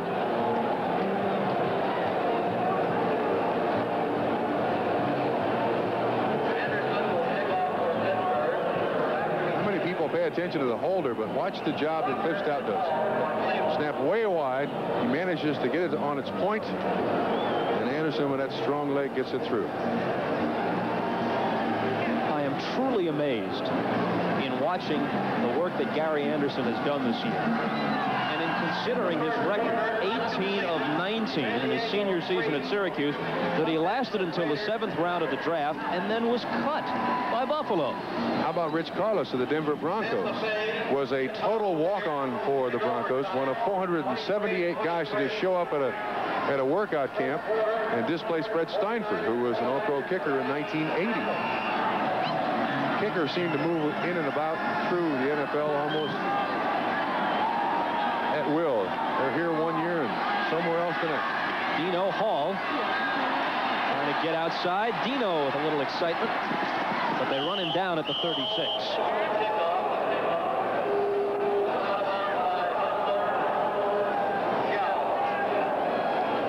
Our producer, David Stern, just asks us over the headset, what are the possibilities of these teams meeting again at some point in the playoffs? David, you go figure that out. Yeah, and call us back in about 3 days when you're done figuring. You explain it. 18 seconds left.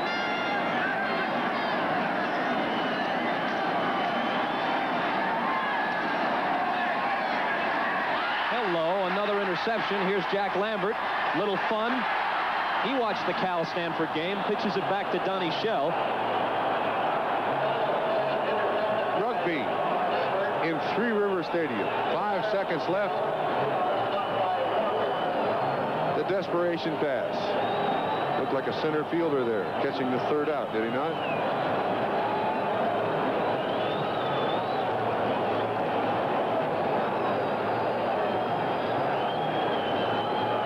So the Steeler offense comes back for one last play. McDonald was valiant. I still wonder what that block was. The effect it had on the Cleveland Browns, because at that point they were still playing very, very well. That's it. Bradshaw kneels to run it out. The Steelers have now beaten the Browns 13 straight times in Pittsburgh and 10 times overall in their last 12 meetings. Browns finished 4-5. Steelers 6-3. Back after this. Okay. Trump, an interesting ball game, had a little bit of everything in it. Neither team was ready to quit. Both are in the playoffs by virtue of the victory New England over Buffalo, 30-19. A valiant effort on both teams' part. Terry Bradshaw is down on the field right now. Trump, take it away. All right, Terry, second week in a row we talked to you after a great performance today. 14 of 24, 267 yards, 2 touchdowns. Forget that slump, son. You're outstanding. Well, I don't know about outstanding. We're playing good football, Bob, and you can see we're running the ball now, and we're not throwing as much, but we're taking advantage of what they're giving us. And I tell you, this is the Steelers of old, and we're playing well. They are taking. You are a very physical team. There's no doubt about that. Hang on, Terry. We'll come back here as time permits. It's a Pittsburgh, but right now let's go to the NFL report. A promotion.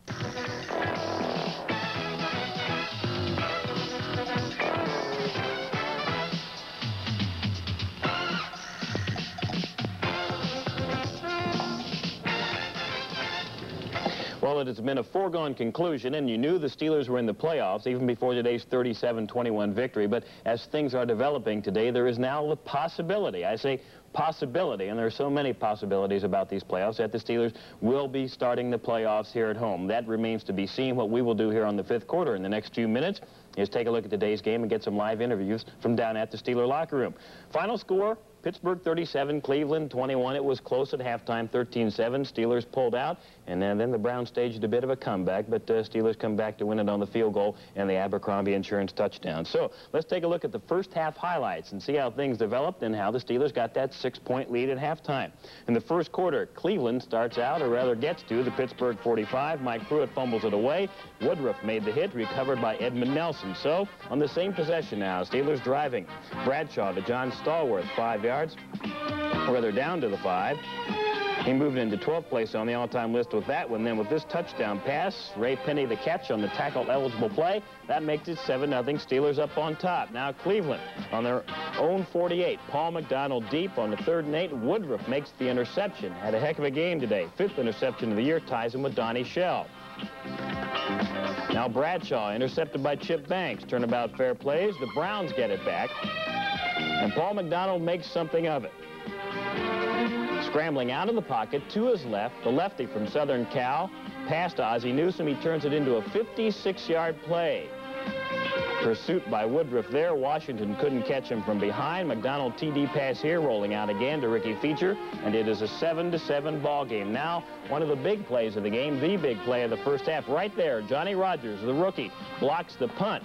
He does everything. Not only blocks it, takes it on in for the 6. That makes it 13-7. Missed the extra point.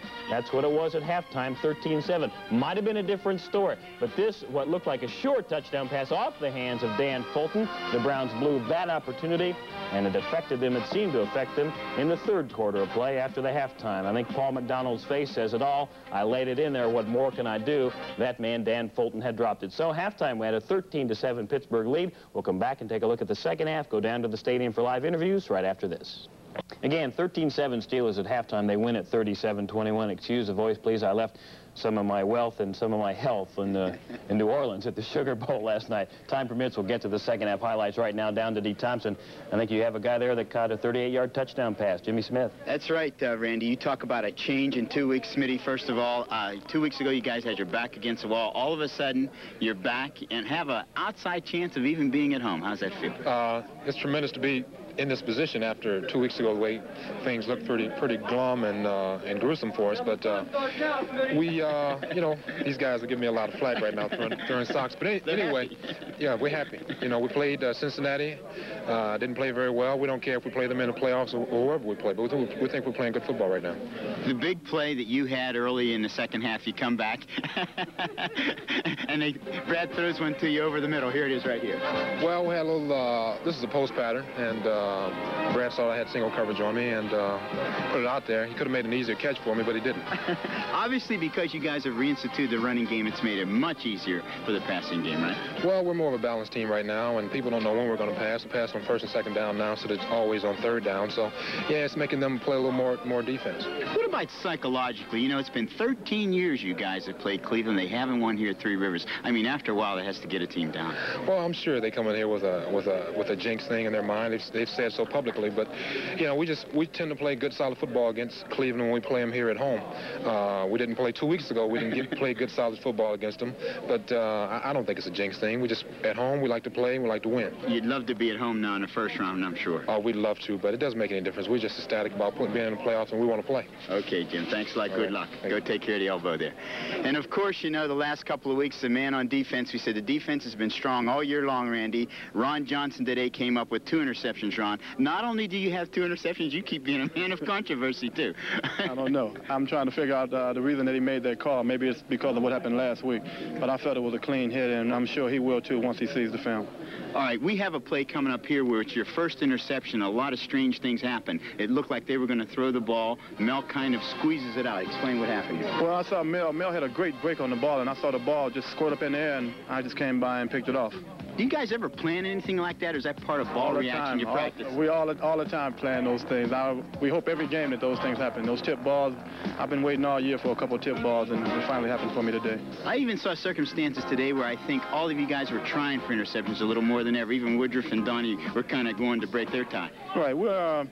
We're going into playoff competition now. We really have to come up with those big plays. We have to get the ball back for our offense and let them score some points. Our offense is rolling now. They're hot, and we have to get the ball back for them. There was another play, too, where a little controversy involved, and Mel went over and said something to one of the defenders. What was going on there? Well, the ball was thrown down the middle of the field, and I had a good break on the ball, and the defender actually ran into me, I felt. Once the ball is in the air, the defensive back and the receiver both come receivers. And the official, I feel he made a bad call on it. Did Mel say anything to him, Randy? Well, Mel was just trying to tell the guy to quit jumping around, acting like it was such a big deal, and he's putting that old Pittsburgh Steeler spirit back on it. Obviously, you guys, if you play at home, you're going to have a little intimidation too, right? I really don't care where we play. I hope we can have this game at home, but it really doesn't matter. Okay, good enough, Ron. Thank you very much. And, of course, Terry Bradshaw. Terry, you're almost dressed here. Okay, first of all, let's talk about the difference in the offense in the past 2 weeks. 2 weeks ago, you guys had your backs against the wall. All of a sudden, everything has turned around. The running game has come back together. Has that been the big difference in running? I would say the key to our changing and playing good football is the fact that our offensive line is dominating the defensive line. You do that by running the football. And when your offense struggles, you go back to the simple things like running straights and stuff like that. Get them coming off the ball, and then you add a little bit here and there, and that's what has happened. Our offensive line is controlling the defensive line. We're trying to run the football, and we're having success. Now when we try to throw the football, things are opening up, and the balance of more running to passing now seems to be the ingredient that we need to continue our winning ways, and kind of reminds me of the 70s. Not only that, it seems like you're also short curls to Stahl and Swanee. That seems like a little bit of a Well, change. those weren't curls, those were hooks, and they were singling the outside guy, and I was just calling the stuff at the line of scrimmage and trying to find single coverage, and if I guessed right, then I'd try to hit a hook, and if I guessed wrong, then I'd try to go down deep in the middle on a post, and so we hit that also. Here's one of them right here to Lynn over the middle. This is the blitz control to Lynn. This is probably the key to our victory today. This is just a great catch. I thought for a second we had pass interference on them because Lynn stumbled when the ball got there and actually looked like it was going to be intercepted. But he made a great job. His concentration was just super. There it is again. Oh, well, it looks a little easier there. But this is a big play. This is awful big play, and tough game. The Browns really are playing well, but we seem to match them well and score points today. And defense need a little hand from us today, and we were able to contribute in that fashion. So it was a fun victory. As you said, things are like the 70s again. Now it's the road to Pasadena, kind of a new season to some degree. Well, let's see. If Oakland, I don't know how this works. Somehow or another, we get to play at home. One of those guys loses, and boy, I'd love that right now. If not, we go to Oakland and play in Los Angeles, or we'd play Los Angeles Raiders. So it's either there or here, and we're glad to be in the playoffs and to be 6-3 and having momentum. Our chances are good. Okay, let's hope we can stay in California for a month. Ready to go. All right. All right, thank you very much. All right, Randy, we'll see what happens when we come back. Okay, we're not going to show him any more slow-motion replays. He says the receivers have it easy after he sees those. We won't do that anymore. We will be back with some more live interviews right after this. Back to the fifth quarter. Let me update you on one thing before we go back down to the stadium live with Dee Thompson. I think he has Walter Abercrombie down there. As we said, unless you got a home computer for Christmas, you may have trouble figuring out the playoff situation. Terry Bradshaw is having problems with it. Looks like if the Raiders win, the Steelers will be at home. Right now, Raiders and San Diego are tied 3-3. Rather low-scoring game for two explosive teams like that. It's in the second quarter. That game is being played in San Diego. Now, let's go back down to Three River Stadium to the Steeler locker room live to Dee Thompson. Dee. Thank you, Randy. We talked about how the running game has changed so much in the last two games, and one of the new additions, obviously, Walter Abercrombie. Walter, you came in here today. The last time I saw you had 10 carries for 86 yards. I think you got a little over 90. You got a touchdown. Things are really coming together for you. Things are really looking good. You know, I didn't go in until I think the fourth quarter, but fortunately for me, Coach Noel had enough confidence to put me in, and we did manage to hold on to the ball and score the last touchdown. You had one gainer there where it looked like they had you trapped. Can you kind of explain what was going through in your mind? How'd you get away? What happened was the play was designed to go to the opposite side, and I went there, and the linebackers hit me. I got a few good licks, and they didn't hold on to their tackle, so I put my hand down to support my body and pull my leg free, and the next thing I know, there was nobody outside, so I hit it up outside. Lynn Swan, who was out there running a pass pattern, threw a great block on the defensive back, and it cleared me for another 10 yards. Obviously, since they've reinstituted the running game, there's been some great blocking by the offensive line. Great blocking. You know, the only thing I can say is being a running back is you cannot have a successful day running the ball unless you have a great day out of the offensive line. And the guys did a great job down near the goal line in the last few seconds of the ball game. Steve Corson, who was leading up inside, cleared me 3 or 4 times on the trap inside. So the guys had a great day of blocking, and I think that's the key.